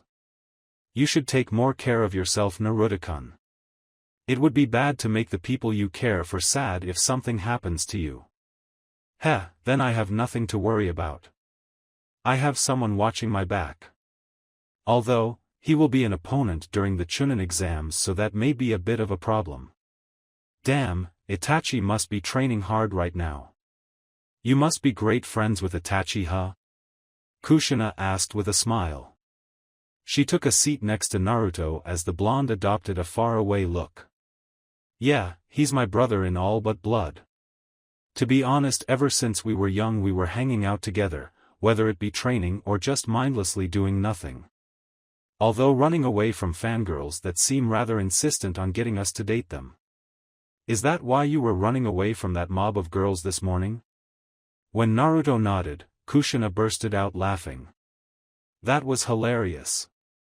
I thought you were just training, or worse peeked on them in the hot springs. I'm not like Ero-sensei, the blonde frowned. Besides I'm only 7 years old. Girls in their teens want me to date them. I think that makes them a pedophile. Yeah, that was the word Ero-sensei taught me. You mean girls that old want to date you? Kushina asked. In the back of her mind something that was telling her to keep those girls away from the boy. This caused her to frown. This wasn't the first time this happened to her, that her motherly instincts would act up around Naruto, who would just say something and it clicked inside her. Oddly enough, the feeling of being motherly to him stayed longer than the previous times. She looked at the boy who was still talking. She was only half listening to him now, as she stared at him. Why does being around Naruto make me want to smother him, like a mother would? Why does he look like Minato? Come to think of it, why does Minato keep avoiding the subject Naruto altogether? The frown on her face deepened at the thought of that. Why do I feel like something is wrong here? Kushina was broken out of her thoughts as Naruto shook her shoulder. Kushina-sama, are you okay? Kushina stared into his eyes and saw the concern in them. That look made her want to smile, but she couldn't fathom why. She couldn't understand why just seeing him brought out all these feelings. She opened her mouth and let out a sigh. Naruto-kun? Yes, Kushina-sama. Who are you really? That caused Naruto to bulk up. His eyes widened when he saw her confused face. Who are you? What do you mean by that? The boy stuttered. Who are you? Just who are you? Kushina was turning hysterical. Who are you? Why do I feel connected to you? She stood up and started to pace. Why do I feel like I need to mother you? Why do you keep bring up these emotions that someone would have of their child and me? Kushina-sama, please calm down, you're going mad. Don't tell me to calm down. I'm finally onto something. It's not the first time I have felt like this towards you. So tell me, just who are you? By this point, Kushina was crying. She was also shaking Naruto. For his part, Naruto was freaking out as well, out of worry. What is wrong with her? I don't know what to do. Think, what would Jiraiya do, grope her? No. That is just wrong on several levels. What would Itachi? Lecture her or try to console her somehow. I can't do that while she's doing this. Okay, last one, I hate to say it, but what would Hokage-sama do, knock her out? In that instance Naruto did a chakra-enhanced uppercut to Kushina's chin, knocking her out cold. When her grip let go of him, Naruto immediately caught her and laid her on the grass. He then did the best thing he could think of next. Bachan. Time skip. Kushina got up with a groan and slowly got up from the bed she was in. Clutching her head, she looked around and saw that she was in Tsunade's bedroom. I see that you're up, a voice stated. She looked up and saw Tsunade standing at the doorway. In her hand was a glass of water and a few pills. The medic walked over to the red-haired lady and offered them to her. Take these, they'll numb out the headache. Thanks, Kushina mumbled. She took the pills and drank them down with the water. She gave the glass back and looked at the slug Sannin. What happened? That is a good question. What did happen to you? Tsunade crossed her arms under her bust as she looked at her. Naruto came running into the house shouting that something happened to you. She took a seat on the bed alongside Kushina. You had him worried. Freaking out like that in front of him. He was forced to knock you out. He did? Yeah. Where is he right now? The red-haired woman asked. He had to go train right now. He wanted to stay and make sure you were okay, but I reminded him that if he wants to win the Chunin exams, he'd have to focus on training. I promised him to take care of you, and that he'll hurry on his way back from training by himself. What happened? He said you started asking him something over and over again in hysterics and that you were crying. Do you remember what happened? I can't barely remember it. I remember we were training and then I remember asking him something really important. I think I asked him, why can't I remember? Did he say what I asked? The older woman nodded. He told me that you kept asking him, who was he? In that moment Kushina's eyes widened. I remember that now. I had to ask him who he was, for a very important reason. I wanted to know why he felt like he was my own kid. Kushina stopped talking all of a sudden and grabbed her head. Aagh. My head. My head. Kushina. What's wrong? Tsunade moved closer to her and grabbed a hold of her. Kushina began to thrash around and was still clutching her head. Something is happening in my mind. The more she tried to remember what they were talking about, the more she tried to remember the feelings she had for Naruto, the more something in her mind was making it harder for her to think about them. As if they were restricting her from actually recalling anything about him, or associate him with the word family. As Kushina was holding her head, Tsunade was already trying to administer some healing jutsus on her.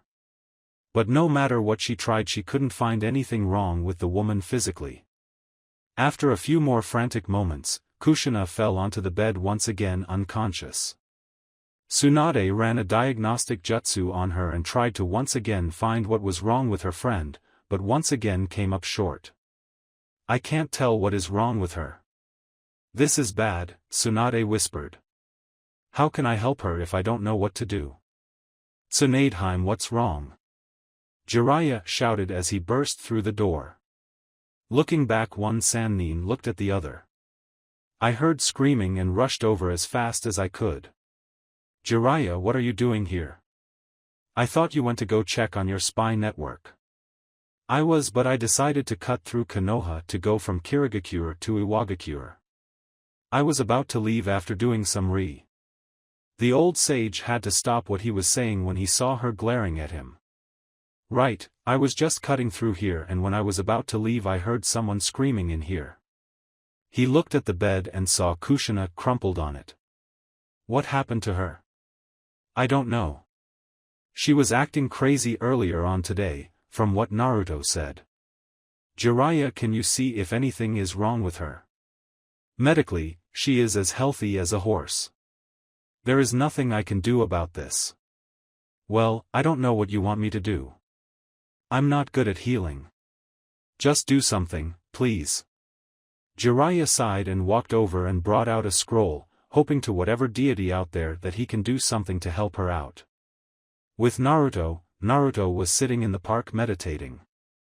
He wasn't really up to training in anything after seeing what was happening to Kushina. The fact that she was going a bit crazy had him worried. So he just sat cross-legged in the park and closed his eyes and meditated to calm himself down. So far, about an hour of meditating, he was able to calm his worries down. His eyes opened when he heard a pair of feet stop in front of him. Looking up he saw a heavily bandaged man with his right arm in a sling. May I help you, sir? Naruto asked politely since he was brought up to be polite to strangers. You are Naruto Uzumaki, correct? The elderly man asked. Naruto slowly nodded his head. He is already getting prepared himself depending if this was an attack or not. When the old man saw him tense he let out a small chuckle. Do not worry, boy, I am not here to hurt you. No, in fact I am here to help you. Help me? Yes. Let me introduce myself. I am Danzu Shimura, I am part of the council of Shinobi who work under your father. How do you know that? Naruto grounded out. I knew you before the whole mishap 2 years ago. The one done by your father. He is not my father. Fine, the yondaime. It surprised me when I heard that you had managed to make it to the third part of the exams in Kyuubi. Oh, I didn't know they spoke about that in the meetings. I mean, the Chunin exams are pretty small compared to most of the other topics that the council should speak about. You get me wrong, Uzumaki-san. I did not hear about this from our meetings. No, I heard about this from my team that I sent to Kyuubi, Danzu admitted. Oh, so those quiet dudes are your students? Yes, I couldn't very well attend due to some circumstances. Naruto's eyes darted to the bandages before looking back at his face. So why are you here, Shimura-san? As I said, I am here to help. Shouldn't you be helping out your team instead? I should, but you did something in the test that made me want to give you a scroll to help your training. And what is that I did, Shimura-san? Naruto asked slowly, wondering what did he do to get attention from this person. You seem to be able to use Futon chakra. That is rare for us in Konoha. Oh, yeah, I know that. Other than myself, I know that the only other users were Asuma-san, the yondaime, and apparently. Naruto looked at Danzu with a critical eye. You. Yes. From what I know, Asuma Sarutobi is currently away and you are not going to ask the yondaime for help. I came here looking to share my wealth on the subject. So I have come to offer you a scroll containing 3 easy futon jutsus. Using his good hand, Danzu took out a scroll from his clothes and offered it to Naruto. The blonde boy looked at the thing suspiciously, wondering if he should take it or not. Do not worry. Again, I am only trying to help you again. Naruto stood up and slowly grabbed the scroll. He took the scroll and read through the 3 jutsus. His eyes roamed and his eyes widened. You are just going to give this to me? These jutsus are rather helpful to far mid to close range. Some of these are high-class moves. Not A or S rank sure, but these are high up there. And you're just giving these to me? Of course, anything to help the new generation. Naruto opened his mouth and closed it a couple of times before offering it back to Danzu. Oh? You do not want these jutsus? I do, but I can't accept these. I don't know how to repay if I accept this. No, keep it, Danzu smiled. All I ask you is to not lose in this tournament. Huh? That's it? Naruto asked confused. Yes. I have a lot riding on you. So please do not lose. Naruto put the scroll into his pocket and nodded. Thank you then, Shimura-san. No, thank you, Uzumaki-san, for doing your best out there in the exams. With that, Danzu turned and left the park. Naruto touched the scroll in his pocket before shaking his head and turned to leave the park as well. He decided to go back home and check up Kushina. As he walked away, Danzu was watching him from the shadows of an alley. He turned to leave, when he ran into someone. Hell, Hiruzen, how are you? Danzu asked. Standing in front of him was the Sandaime Hokage, and he didn't look happy. What are you up to, Danzu? Sarutobi demanded. He did not like what his old friend was up to, seeing as he did not know what he was thinking. Why, Hiruzen, you suspect me of something?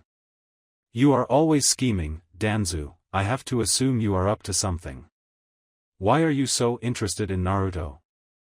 So you saw our little meeting, did you, Hiruzen? Danzu smiled at him. Do not worry, I am truly out to help him out. I see no reason to hinder a shinobi of the leaf after all, Hiruzen. As the crippled man left, Hiruzen watched him wondering, what his old friend up his sleeve. Scene change, as Naruto got home, he was met with the grim faces of Tsunade and Jiraiya. Tsunade had a whole bottle of sake in her hand, and Jiraiya was not making any perverted comments for once. Hey Ero-sensei, I thought you were going to be gone for the rest of the month, Naruto stated as he entered the living room. Looking over to the side, he saw the crib that held Tsubaki and Yuri was still there, along with the 2 babies. Is Kushina-sama still here? Naruto, you better sit down. We have some bad news, Jiraiya sighed. Naruto slowly took a seat on the couch across from the 2 Sannin. Something is wrong with Kushina. What? What happened to her? Is she alright? Is she sick? Did you take her to the hospital? Naruto was up and worrying. He was about to head out the door when Jiraiya stopped him. Kid, calm down. She's upstairs resting. Why didn't you take her to the hospital?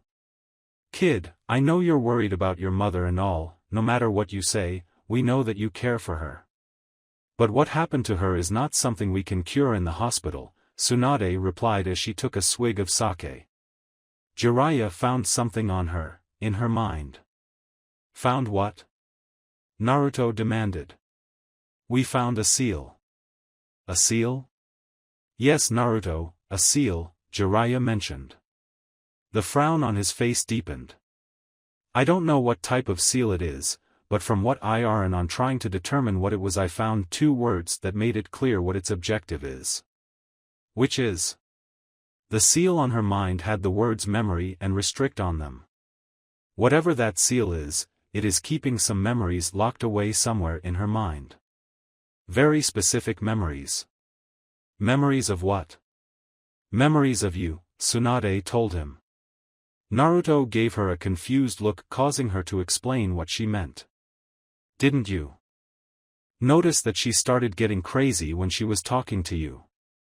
All the things that occurred today, the fact that the seal was acting up was due to you being so close to her. That doesn't explain what happened, and what do you mean being near me caused this to happen to her? From what I saw, her motherly feelings for you were awakening the more you spent time with her. As if the seal was slowly being undone and some memories were flowing back, that or new ones were being made that made her act all motherly to you. That was when the seal started acting up and violently started trying to suppress some of the feelings and memories. That is my guess on what happened. So you're saying that someone put a seal on my cousin? The 2 Sannin were surprised to hear Naruto call Kushina by that moniker, not after 2 years. Sure, they knew that he wanted to call her that, but this was the first time in 2 years that he had openly called Kushina cousin. Yes, someone had placed a seal on Kushina that is keep her memories of you ever being born to her and raising you away, Jiraiya told him. What are the chances, Hokage-sama taking it off? It should be easy for him to take it off. Although I don't see why he hasn't noticed it before. Probably because it didn't react until she made contact with me. Naruto frowned. Although, from what you told me, Ero-sensei, I have a distinct feeling that we shouldn't bring this to him. Jiraiya paused for a moment before nodding his head. Yeah, well, all the circumstances of why your disowning occurred, chances are we shouldn't tell Minato about this. Wait, what are you 2 talking about? Tsunade demanded. We should take it to Minato. Naruto looked at her with a raised eyebrow before turning to Jiraiya. You didn't tell her what we talked about a week ago, did you? Naruto asked. No, I should do that now, Jiraiya sighed. Tell me what?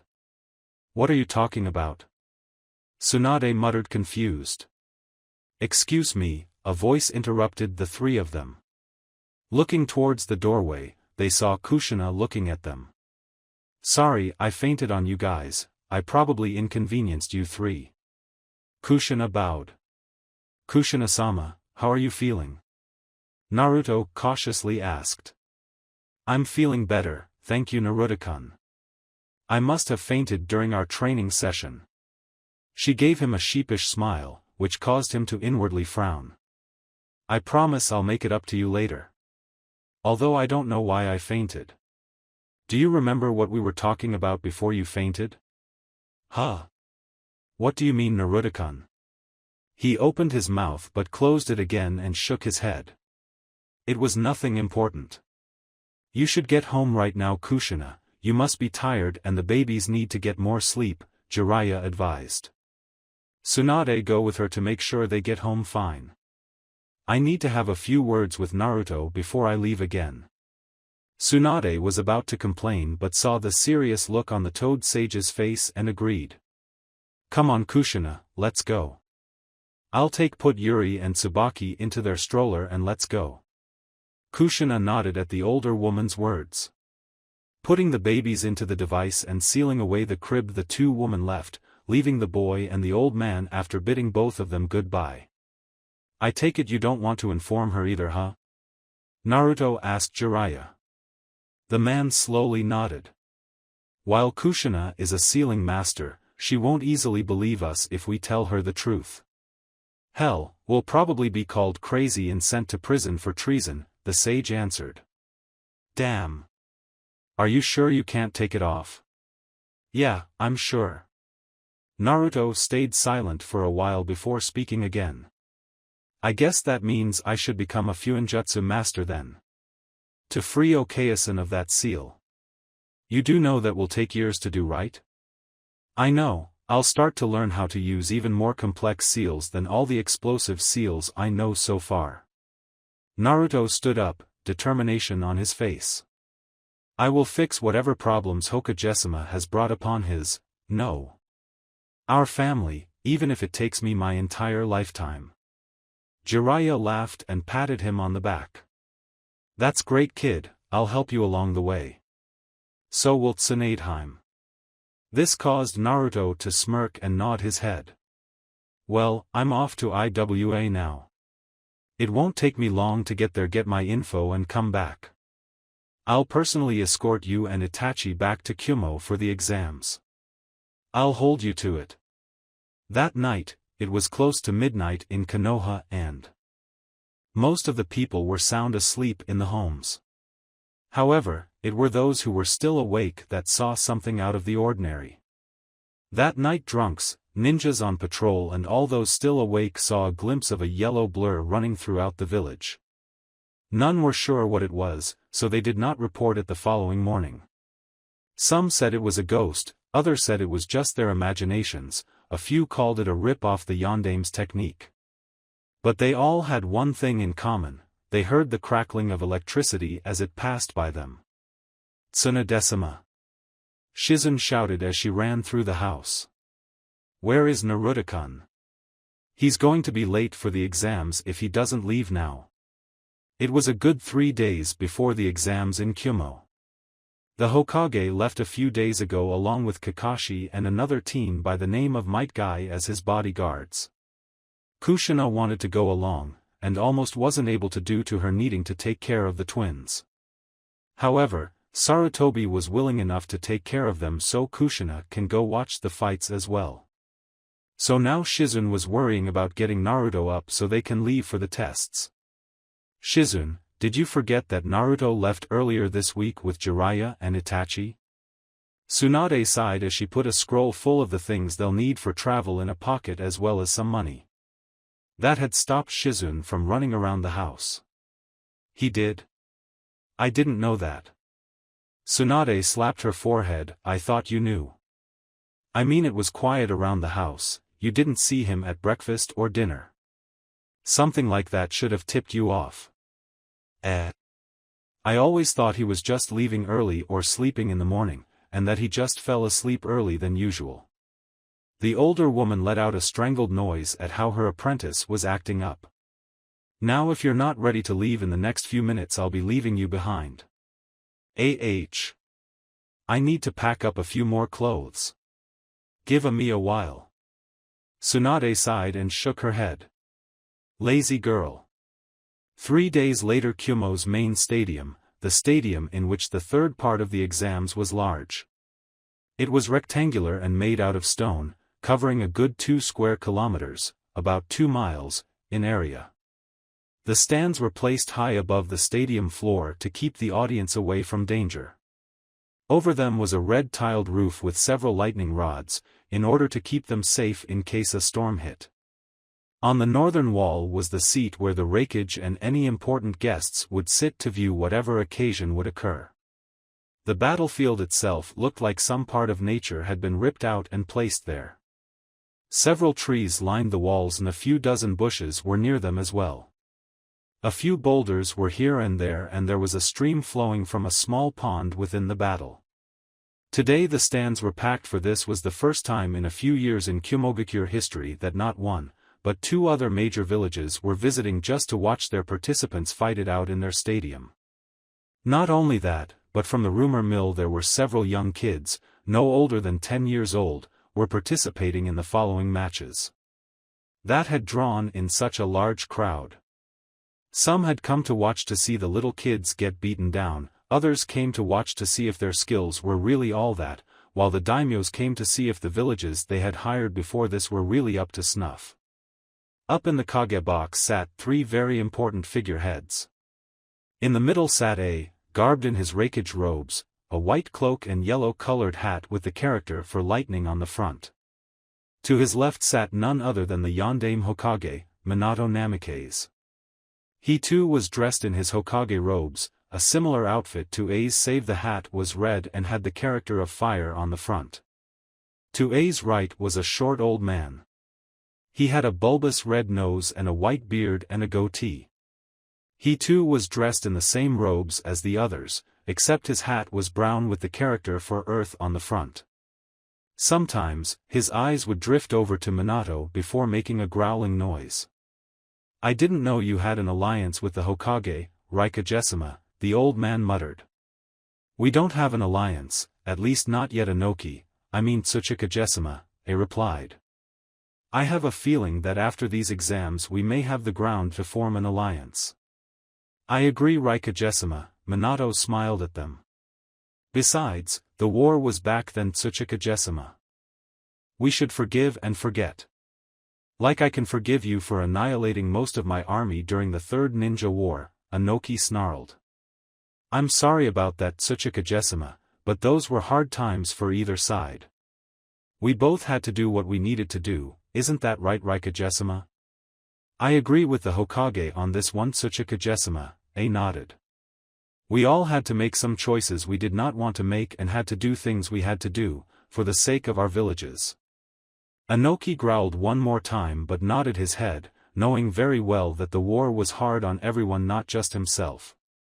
But that is beside the point today. Today we are here to see the potential our villages have. Yes, this is going to be interesting, and if I'm not mistaken that boy down there, the blonde one looks familiar. Is he your son Hokage-sama? Inoki asked with an eyebrow raised as he turned to look at Minato. A turned to look at him too as the blonde smiled at them. "He is not my son. Several people have noted that before but no, we have no relationship to each other," Minato answered. Behind him his bodyguards, Kakashi and a man with a bowl cut by the name of Might Guy looked at each other for a split second but didn't say anything. Raikage looked around and shook his head. The information he had received from his spies in Konoha were slim to none. There were barely any records of the boy named Naruto Uzumaki. Any information there was about him was not really insightful at all.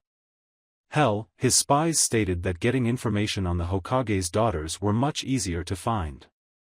"Although I must admit, my wife seems to be fond of him, since they were both Uzumakis." Inoki grunted as well as A and then all three looked to where the battlefield was. With the contestants, all the participants were standing at the center of the battlefield looking around the stands. A few of them were quiet, such as Iru from IWA, Yujito, and the Root Genin. Others were waving enthusiastically looking around and waving at people, like Deidara. The last few were just talking amongst themselves, like Darui and C, as well as Naruto and Itachi. "So who came to support you today Itachi?" Naruto asked as he put his arms behind his head. Looking around Itachi stopped before nodding over to the western wall. "Seems like Otusan and Okayasan are here with Sasuke and Shinsuinai," Itachi replied. Naruto looked over and saw the familiar figures of Mikoto, Fugaku, little baby Sasuke and Shisui. Shisui was a teen, a few years older than both of them. He was dressed in Jounin gear was sitting on one side of Mikoto. His hair was black and wild like a lion's mane. He was smiling towards the two boys and shook his head. Naruto smirked before turning to Itachi. "I guess he's here to see the fruits of his labor of training you, huh?" Itachi nodded and then looked a few rows up to see Naruto's contingent of support. "It seems like your supporters are up there too." Naruto looked over to where he was looking at and couldn't help but smile. Sitting near the top was Jiraiya, who was sitting next to Tsunade. The medical ninja was speaking to Kushina, with Shizune on her other side listening in. She turned her head and saw Naruto looking at them and waved, which the blonde responded in kind. Next to her was also Yugao smiling at them. Yeah, they're all here too. Naruto sighed and looked at the other contestants. They all seemed anxious to fight, even those who seemed quiet. Who do you think will come out on top? Itachi? Of course, I am going to be the winner. Oh? You so sure about that, because I'm pretty sure I'll win. Aren't you too cocky, HN? Deidara smirked from next to Naruto. You forget you still have to beat me to get to the next round. It's not like you can. Both blondes glared at each other, causing Darui, who was watching, to sigh. Man, the fights haven't even started yet and those two are rearing to go, Darui sighed. I wish the proctor would hurry up so we can go already, Yugao said right next to him. We can't do anything about that, girlie, Iru said as he looked at her. You'll have to wait just like everyone else. Can I have your attention please? A voice announced. The kids all looked in front of them and saw a ninja appear.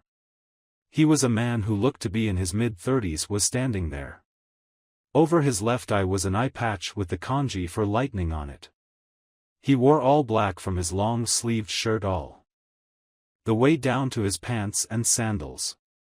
Across his left shoulder and around his torso was the armor that the Jounins in Kyuubi wore. His forehead protector was around his forehead, but strangely enough it looked more like a fluffy chef's hat than a headband. I am Dodai, and I will be your proctor for these exams. Oh, thank Kami, all the participants eerily said at the same time, causing everyone watching to look confused by their response. I was seriously afraid that really happy girl would be coming back, Torian muttered, causing all the people to nod. I swear even though she didn't talk much, her voice just grates on your nerves. Amen to that, Naruto agreed. Moving on, Dodai slowly said. We will be starting the matches. Now, you have to abide by the rules that we will set right now. You can give up at any time, during or before the match if you don't think you are up to it. Also, only I can stop the match and you must listen to me when I say so. Is that understood? HI, all the participants shouted. Good, now if Itachi, Uchiha and C would stay on the field while everyone else goes to the competitor box, we will begin shortly. Everyone turned to leave and Naruto saw Darui and Yujito giving C their regards. He walked over to Itachi and placed a hand on his shoulder. I'd tell you good luck partner, but knowing who you are you won't need it. Just a word of advice, Naruto smirked at him. And what advice would that be? Itachi inquired. Don't hold back, much. The Uchiha nodded to answer, and then the blonde left. Itachi and C met up in the center of the battlefield and looked at each other, with Dodai looking at both of them. Are you two ready? Hi, both participants stated. Then begin. C jumped back immediately and looked at Itachi who was just staring at him. His hands were in his pockets and was just staring at him with an indifferent stare. What is up with you? Are you not going to fight? C asked. To be honest, I'm not sure what to do against you just yet. I don't know what you are capable of, Itachi replied in a nonchalant manner. So, I'll let you have the first move. Well, aren't you cocky just like your friend? Very well then. Itachi just watched as he went through various hand seals to perform his jutsu, while the crowd was wondering why the hell Konoha ninja was not doing anything.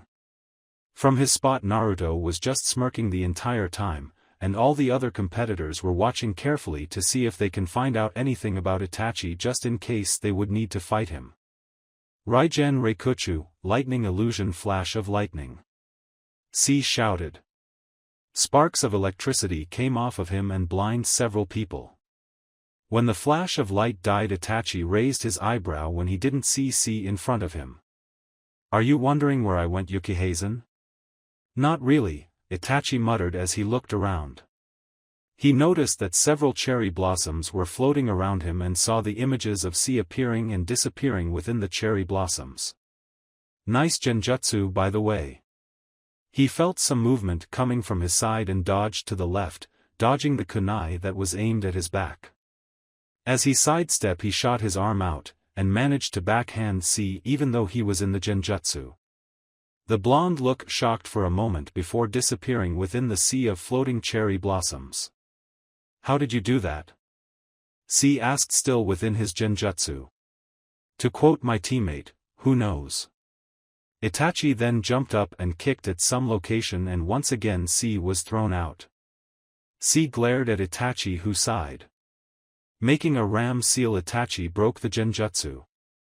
The flower petals stopped floating around and Itachi still looked indifferently at C. "If you were wondering how I broke the genjutsu so easily, just remember my name." C grunted and spat out some blood that had accumulated in his mouth after Itachi had managed to kick him there. "Uchiha, tch. Great at genjutsus. Should have known that wouldn't work on you." "Fine, if genjutsus won't work on you, I guess taijutsu is the only way to go against you." Itachi took out his hands from his pockets as C got into a taijutsu stance. C dashed forward and threw a punch, which Itachi caught and retaliated by punching him in the face. He then followed it up by kicking him in the stomach and punched again. This had launched C up into the air, but he flipped to recover. When C landed, he was surprised to see Itachi already in front of him. Put his arms up to block the elbow aimed at his face. Sadly, he did not catch the knee that hit him on the chin. C managed to kick out his leg after getting hit, but Itachi grabbed the leg and threw C over his shoulder and onto the ground. When he recovered, Itachi snapped his fingers, causing him to disappear in a flock of crows. "A genjutsu, huh? Well, I'll be able to get out this one easily." Putting his hands into the ram seal, he went to dispel the genjutsu, but he then heard Itachi's voice appearing from within the flock. "Escaping my genjutsu won't be that easy," Itachi warned him. Ignoring the warning, C began to gather chakra. Foolish. C saw several crows flying towards him, and when they got close to him they turned into shuriken and cut him in several places. Damn! Those were real. The flock continued to fly around him and several more birds flew forward and C dodged it. That was a mistake. C turned around and saw that the birds disappeared in a storm of feathers. He then felt a blow to his stomach and another to his face. C recovered from the attack and tried to break the genjutsu again, only to see more birds flying towards him. Managing to dodge the attack, he found himself in the trees of the stadium. He was trying to catch his breath. "You just made another mistake. You're in my territory now." Suddenly the flock of crows attacked non-stop. Most turned into shuriken and others started to claw at him. He could barely move due to the onslaught of the attack. He could feel several slashes being put on him and felt the blood flowing. C knew that Itachi was attacking him physically, but unlike the Uchiha, he couldn't respond back. Time to finish this. C suddenly felt an overwhelming force on his mind and was knocked out. Itachi dropped the genjutsu and grabbed C, dragging him out of the tree line. Dodai was out there waiting. "What happened to him?" the proctor asked.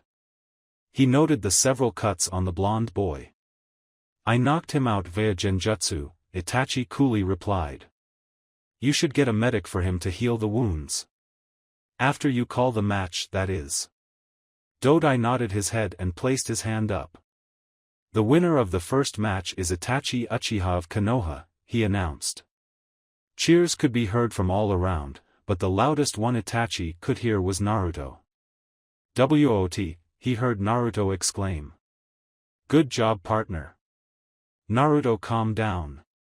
"You're more excited about this than me."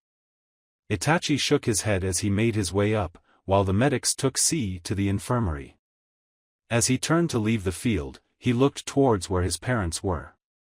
Fugaku gave him a nod, and Mikoto waved and smiled at him proudly. Shursui gave him smile and thumbs up.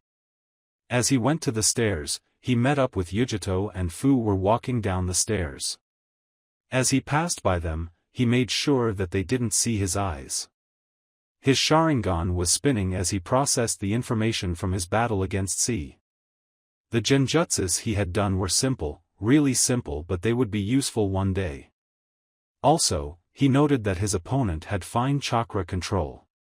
If he hadn't broken C's concentration several times, Itachi was sure he would have had a harder battle. Also, if C did not start with a genjutsu from the beginning, the Kyuumo genin would have had a better chance at winning. As he entered the viewing deck of where the competitors were staying, he saw Naruto leaning against the railing. "Learned a few moves, didn't you?" Naruto whispered as Itachi joined him. Itachi looked at the smirking blonde in the corner of his eyes but didn't reply. This caused Naruto to smirk even wider. "Well, then it doesn't matter. I'll just have to find a way around them either way." "I know you will, partner." Battlefield, Yujito and Fu were at center stage and Dodai was in between them. Looking over both of the teens, he nodded to himself. "The second match is about to start. Are you two ready?" Both of them nodded their heads. "Then start." Dodai jumped back just in time to dodge both young teens slamming each other's fists.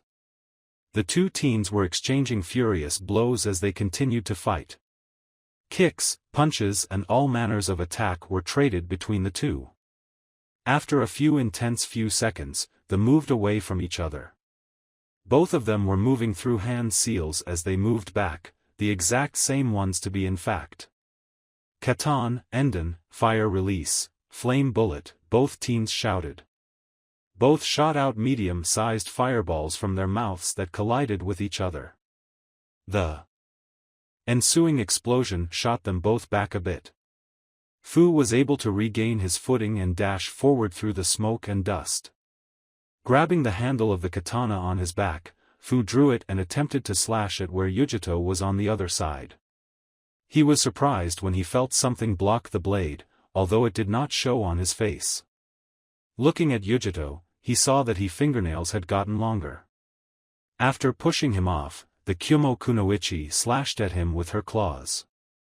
Fu jumped back, but his shirt was ripped when one claw scratched it, noticing just how much sharper her nails had become. "This is odd," Fu stated. "Is this some sort of Kekkai Genkai, bloodline limit?" "You can say that," Yujito replayed. With a shout, she dashed forward and continued to try and scratch at Fu. The orange-haired boy blocked each attack, but was unlucky to get hit on his right arm. Even though it was just a light scratch, he was forced to drop his katana from the impact. The Konoha ninja did handspring when he landed and got as far as he can from Yujito to assess the situation.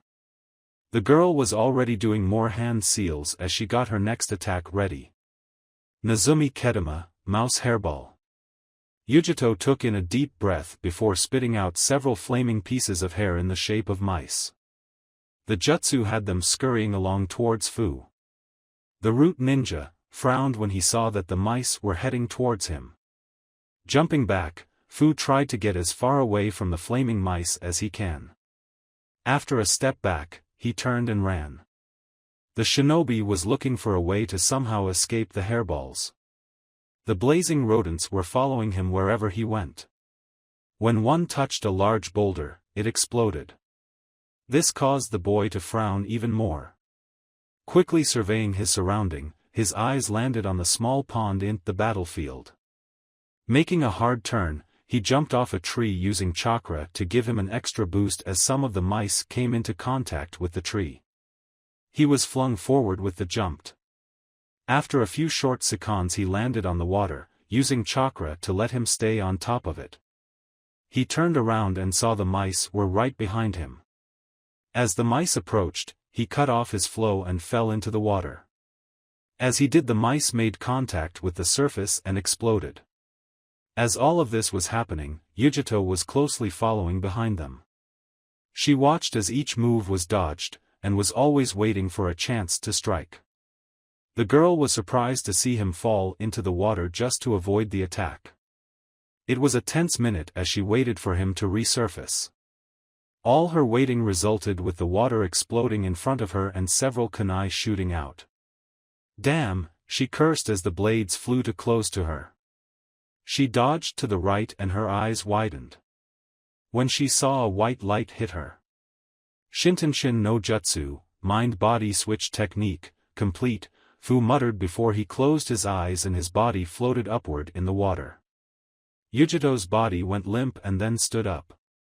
Her eyes were blank for a few seconds and everyone was waiting for what would happen. The following minute had everyone on the edge of their seats. However, a few of them were frowning. Naruto, A and Killer B, he's part of the Raikage guard. They knew what would happen if that move would be used against her.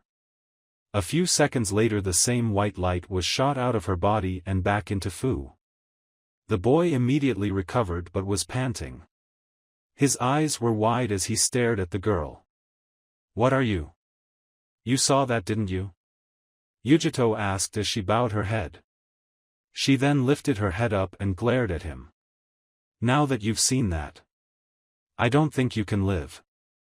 Since Fu was still trembling in fear, Yujito used that moment to attack. She slashed him across the chest, leaving long scratch marks on him as well as blood squirting out of it. She kept on slashing at him with an intent to kill, leaving several scratch marks on his chest and more blood. The Konoha genin had already lost consciousness, but she kept on attacking. Yujito is the winner. So stop now. You might kill him. Dodai shouted as she kept on attacking. Yujito, stop it. The girl wouldn't listen though and kept on attacking Fu. Yujito. Kagebox, B, stop her. A shouted. I don't think I have to, bro, Killer B replied. Looks like our friend will be a little hero. Several gasps were heard from all around the stadium. Looking at Battlefield, he saw something he hadn't seen in such a long time. Standing behind Yujito was Naruto, his right arm was held out.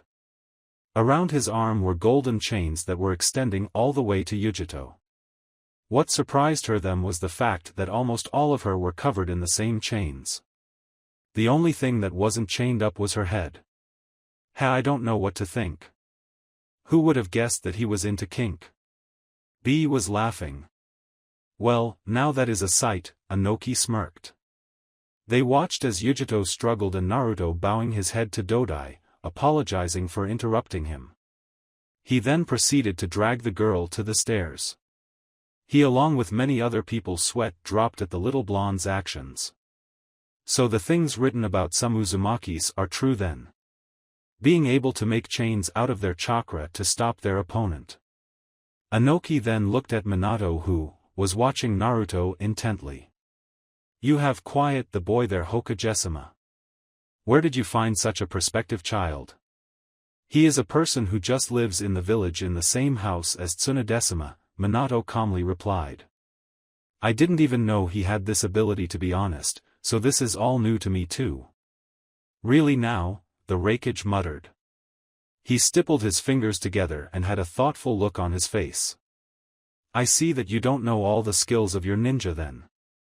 Although, not every Kage does, not even myself, but it was really a surprise to see that happen, Anoki pointed out. This just made the exams all the more intriguing. With Tsunade, hey, hentai, pervert, did you know the brat could do that? Tsunade glared at Jiraiya. No Haim, I did not, the sage replied, looking all the more serious. Who would have thought he'd be able to do that? Isn't that right, Kushina? I didn't know of any other than myself actually, Kushina admitted as she looked to where the competitors were. She saw Itachi smacking Naruto on the back of the head, while the blonde apologized to Yujito who was looking at him with a disapproving glare. She saw him explaining something to the girl, who had her eyes widen then glare even harder at the boy. I know Maida-sama was able to do this too, but since the destruction of Uzushiogakure when I was a child I didn't know anyone else who was able to use that move. Naruto-kun must be a very special boy then, Shizen smiled. Although she knew the truth, she couldn't state it outright due to the laws the Yondaime had put down. Next to her Yujito was looking at Naruto before looking at Kushina, then looking back at the blonde. During their journey back to Konoha, Naruto took her to the side and explained his situation to her, but she had to swear to not tell anyone. She could see a little resemblance between them, but she could see the resemblance between him and the yondaime. She sighed, knowing some things wouldn't change even after knowing this. Battlefield. On the field were now two boys, Darui and the one known as Torian. He was dressed in all black. He had a long-sleeved skin-tight shirt, long pants and a black mask that had the Konoha insignia on the forehead. A crop of black hair was on top of it all. On his hands were black leather gloves. "Are you two ready to start?" Dodai asked. "Yeah, sure," Darui droned out. Torian just nodded. "Then begin." The moment the fight started, Darui felt something was off. His instincts were telling him to get away from the person in front of him. Immediately as he saw the proctor jump away, he went as far back as he could. Torian slowly took off his gloves and ran forward. Darui dodged the punch as it came near him. As he did, he saw a bug fly out of Torian's sleeve that landed on his shoulder. He kicked the boy away and crushed the bug on his shoulder. Darui then saw some on his pants after he kicked the older teen. He moved back and took them off of him before crushing them. "Tch, a Konoha ninja who uses bugs," Darui sighed.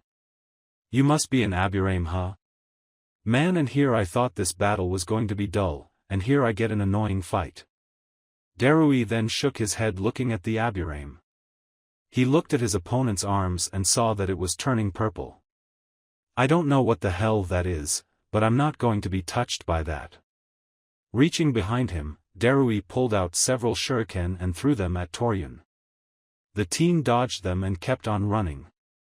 The Kyuubi ninja then pulled out more shuriken and kept on throwing them as he kept moving backwards and away from the boy. This went on for about 2 minutes, until Darui hit a wall. He was resting his back against it, and he watched as Torian was coming towards him. Darui released a sigh, before doing a few hand seals. "Raitun, Jibashi." Torian watched as electricity flowed through the boy's hand as he ran towards him, and saw that it was heading into the ground. The Konoha ninja's eyes widened when he saw the electricity running through a wire. Looking at the shuriken next to him, he saw that they all had ninja steel wire running through the centers. Remembering the absurd amount shuriken the boy threw, he was forced to jump up. "Just as I was expecting." Torian looked at Darui doing a few hand seals, faster than what most people could do. "Rantun, Ryza Sakasu, Storm Release, Laser Circus." From his hands a dull glowing light appeared, then from there several beams shot out and hit Torian. After the attack finished, Darui grabbed the still electrified wires and flung it upward and it tied up Torian. As it did, the shuriken embedded themselves into the ninja and he was electrified. When he fell to the ground, he was already unconscious. Darui is the winner. "Medics, please come and take Terunsen to the infirmary," Dodai shouted. Darui let out a sigh before heading towards the stairs, leaving the crowd cheering. Will the next competitors come to the battlefield? Competitors box, Naruto smirked. He looked at Deidara who was smirking at him too, the two blondes knowing that they'd put on a show for the crowd during their battle, because they had something to prove. Naruto was about to leave, when Itachi grabbed his shoulder. Looking at his partner, the blonde raised an eyebrow. "Was it right to tell Yujitosen what you did to her?" Itachi asked. "She had the right to know," Naruto whispered back. "If I hadn't restrained her during the match, she would have been disqualified and would have killed someone. I guess knowing that she's a special person would be bad to Kyuubi's defenses after all." Itachi looked behind the blonde, to the girl who would be his opponent in the next round. She was glaring specifically at Naruto. Plus, he smirked. "It's not like she can do anything about it." Itachi sighed and shook his head. Don't get too hurt out there in this match, you have one right after it, remember that. Naruto nodded and jumped over the railing, landing softly on his feet. He slowly walked over to the center where Deidara was waiting for him. Way to make an entrance, mini yondaime, Deidara taunted. I aim to please the crowd, you crazy bastard, he replied with a shrug.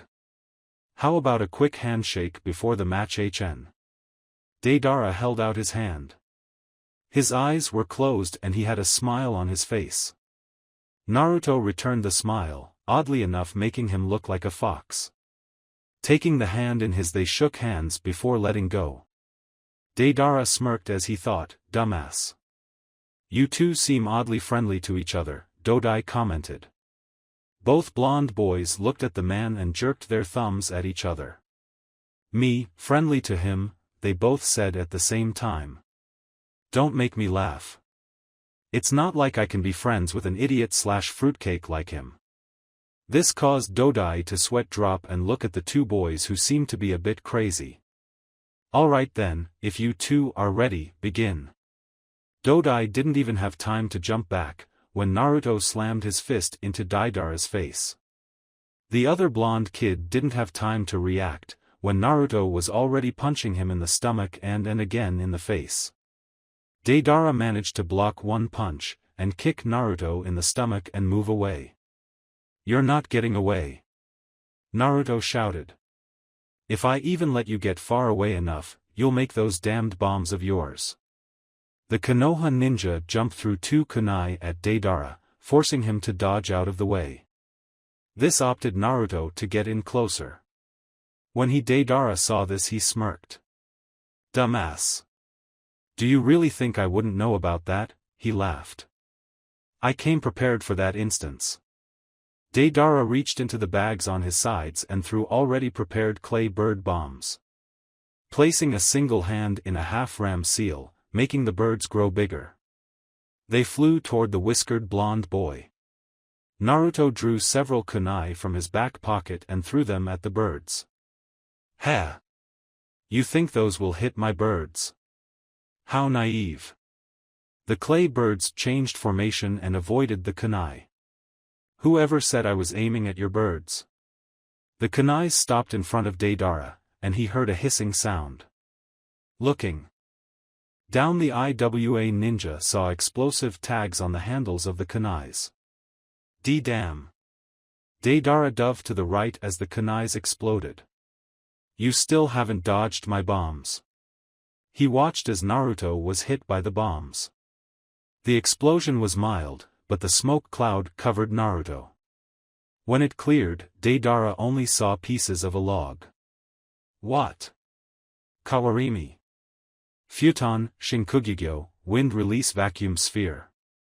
Looking up, Deidara saw Naruto falling down onto him, and spitting spheres of air from his mouth.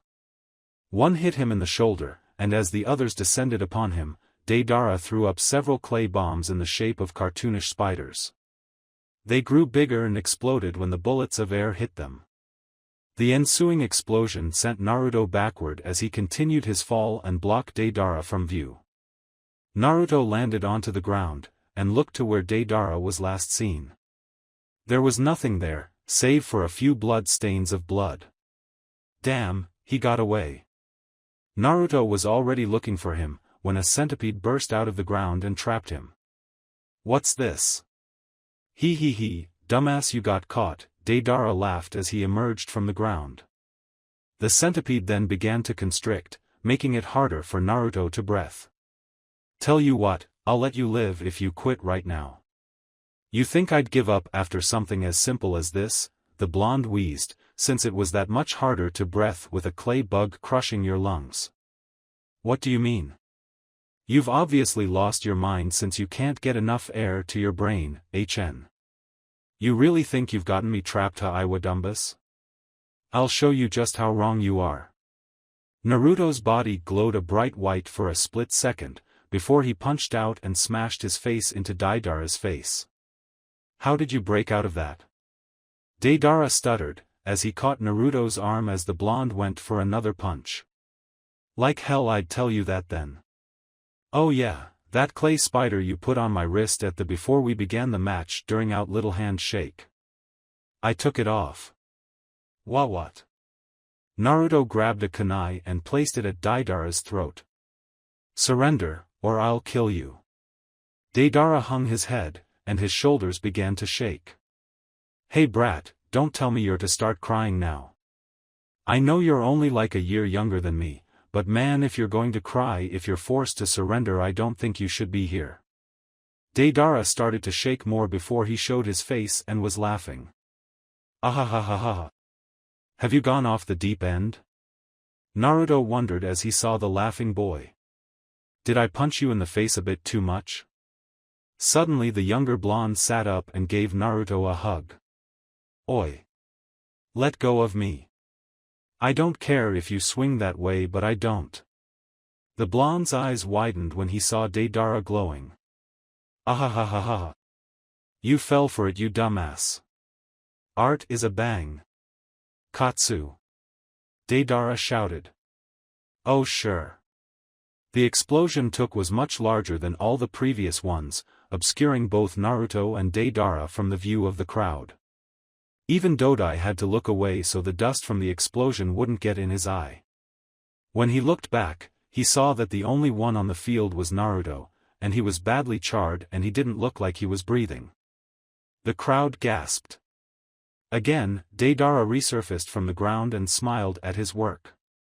Well, now seeing as the blonde idiot can no longer fight, you should call the match, HN. Alright. The winner is... Dodai was about to exclaim, but was interrupted when several chains shot out of the ground. What's this? Deidara stammered as he found his entire body engulfed by chains, just like Yujito was previously. Naruto erupted from the ground of the battlefield, dirted and smirking. How did you escape from my clay clone? Heh, you think I'm that stupid? Naruto laughed as he stood up. Everyone saw the chains were tied to his left forearm. The first explosion had given me enough time to dig myself underground and have my clone fight from there on. I had him fight you just to get you into a sense of security thinking you won. The moment you thought I died, Naruto stopped to look at the clone that was on the ground, who then disappeared into a puff of smoke. You let your guard down incredibly. Now let me finish this. Naruto did a few hand seals. Futon, Shinkugyo. Naruto inhaled and spat out several times, sending air bullets into Deidara's arms and legs and one in his stomach. Deidara screamed in pain, before fainting. Naruto looked behind him and nodded at the proctor, who was nodded back at him. The winner of this match is Naruto. Dodai exclaimed, and the crowd cheered. Medics, please take the young man away from the battlefield. Naruto stood there as the medics came in and took Deidara. Dodai looked at the blonde before speaking. Seeing as you have another match immediately after that last match, we are willing to give you 30 minutes to get patched up. Naruto shook his head. Nah, I didn't even get scratched. The entire fight I was on the offensive and I switched out early with a clone. Just give me 5 minutes to restore some chakra to myself. Dodai nodded. Will Iru please join us on the field so we can await the time for the battle, here? The other IWA ninja nodded and headed for the stairs. Kage box, that boy Naruto keeps on surprising me even more, commented. That was professionally done, just like his teammate. If you notice, both of them were not hurt at all during their battles and they managed to beat their opponents. You have some strong ninja there. So do you, Minato commented.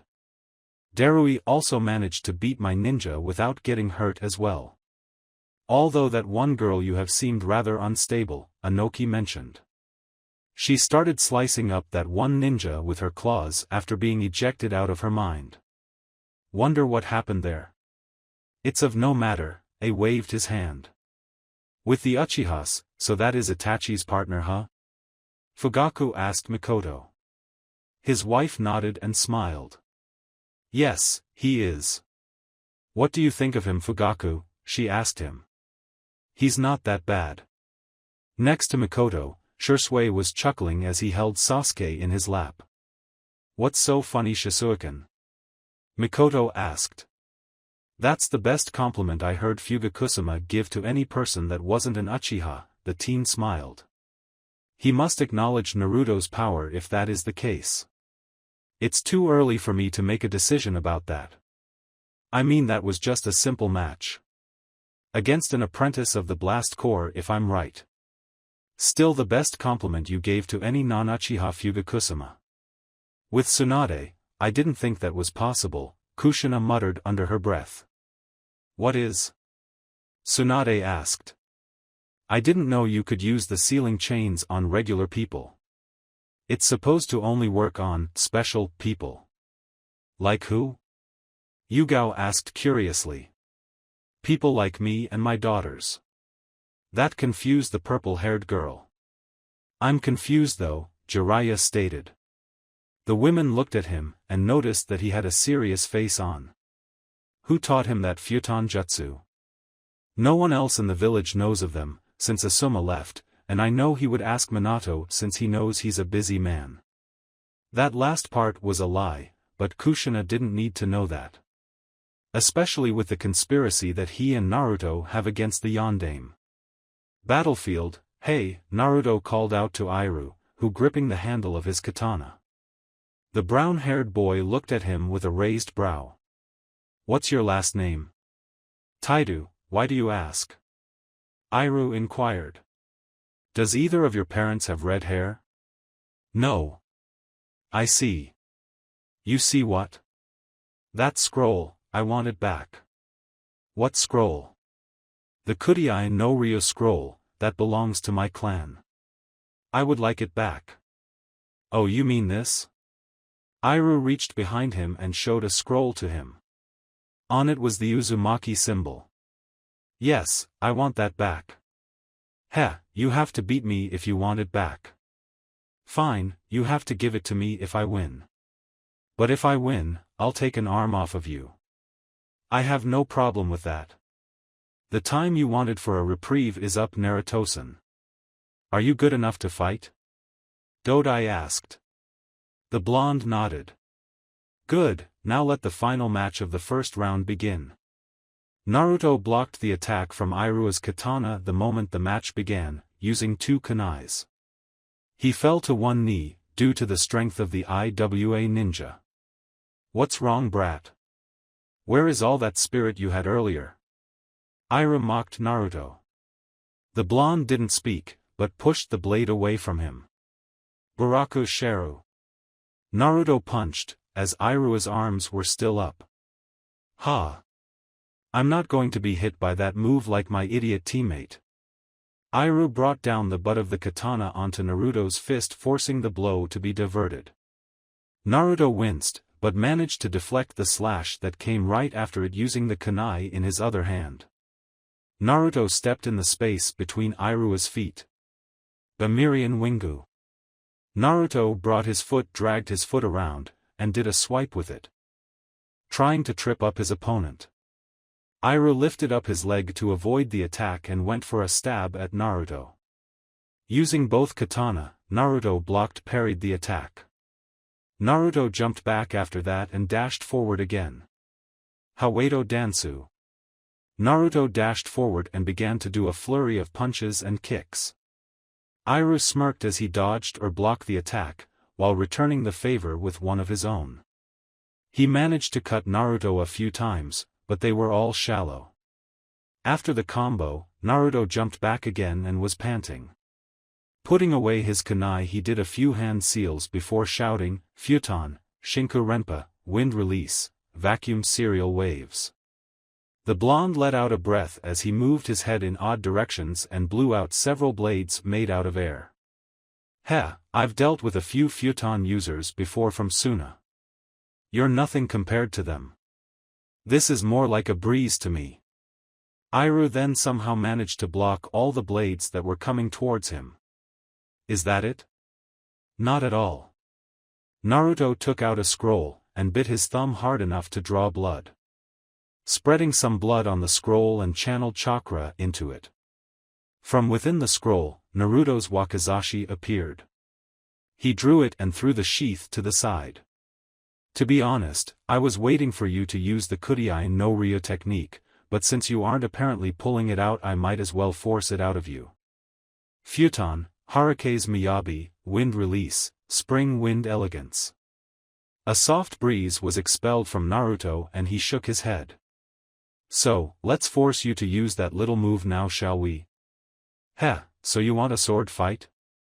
By the way you're holding your sword, one-handed no less, you must be a beginner.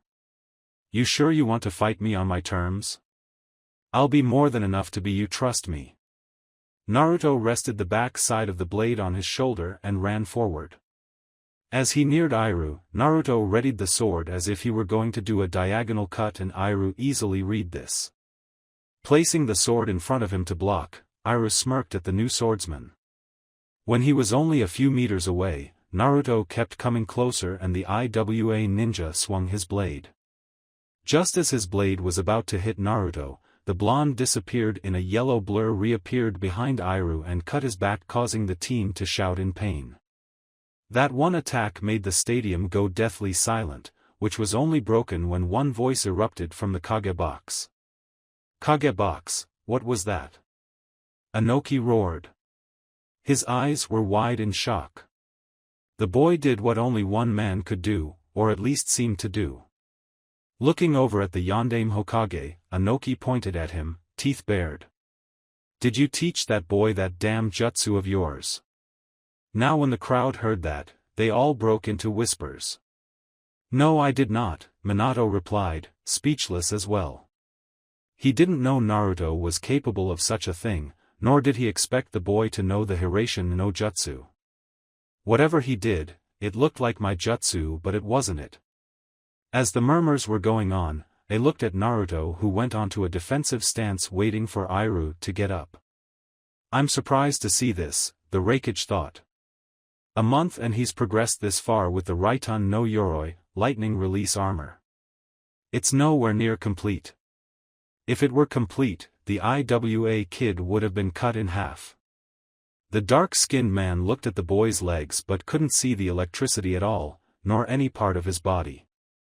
It also seems like the kid can't keep it up consistently during the fight. Battlefield, what the hell was that? Iru ground out. Who knows? Naruto shrugged his shoulders. Iru frowned. Before standing up and grabbing his katana, he charged the blonde who didn't move. As he swung his blade, Iru was surprised when the little blonde boy deflected the attack as if it were nothing. So he tried again, but again Naruto had easily blocked the attack. Iru then decided to speed up his attacks, but no matter what he did, Naruto seemed to be able to react to his moves no matter what direction they came from. After deflecting another attack, Naruto blurred out of sight again and delivered yet another slash onto Iru's back. Iru tried to attack behind him, but Naruto disappeared again, reappearing behind him one more time. Baru Sutomu. Naruto pushed his two arms forward, doing the same attack he did on Iru's teammate.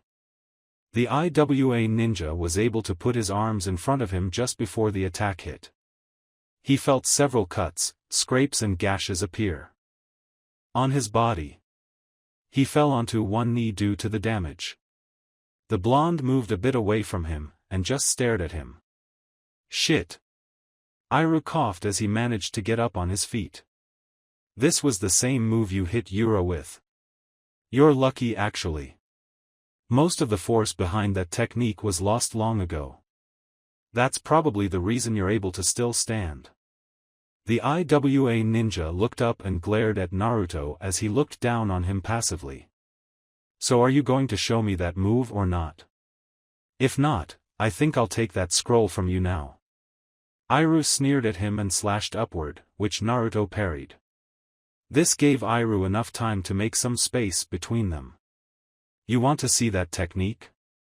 Fine, I'll show you that technique. It will be the last technique you'll ever see. He then held the handle of his katana in his right hand and gripped the blade in his left. The blade then began to glow yellow, which Iru then placed the tip of the blade onto the ground in front of him. Good, Naruto smiled. This is what I've been waiting for. Kudai no Ryu, Funkakiri, Emperor style, erupting slash. Iru roared, as he channeled as his current frustration into the attack. As he swung the blade, it tore up the ground along it, sending both the yellow chakra and rocks towards Naruto. Again just before it hit, Naruto blurred out of sight with the technique hitting the wall far behind him. Not bad, Naruto commented from behind him. If that hit, you would have been able to complete the combo, and would have done so much damage. The blonde then shook his head at the teen who was panting hard and bleeding profusely. Sadly, you missed and too tired to even counterattack. So I suggest you give up now, or I'll have to hurt you more. I'll never surrender, Iru replied without looking at him, since he had barely enough energy to keep standing let alone move. Man, and here I thought I'd get to try out more moves. Oh well. Naruto slowly walked up to him and knocked him out by hitting the butt of his sword onto the back of the guy's skull. Hey Proctor, call it. Dodai nodded. The winner is Naruto. Medics, please come and get Iru out of here and into the infirmary. Dodai announced. Hey, get a stretcher for me too. Why Naruto-san? Dodai whispered. I think that guy's blade had some poison on it. I'm not feeling so good. I see. He motioned for another stretcher for Naruto. With this, the first round of the finals has ended. We will continue with the semi-finals within the next hour, to give the competitors time to rest and get checked on by our medic ninjas. Thank you for watching. I hope you enjoyed it. Make sure to like and subscribe, and don't forget to share this video with your friends. Guys, make sure to help the author by visiting the link in the description. This is Fox Sage, and I'm signing off.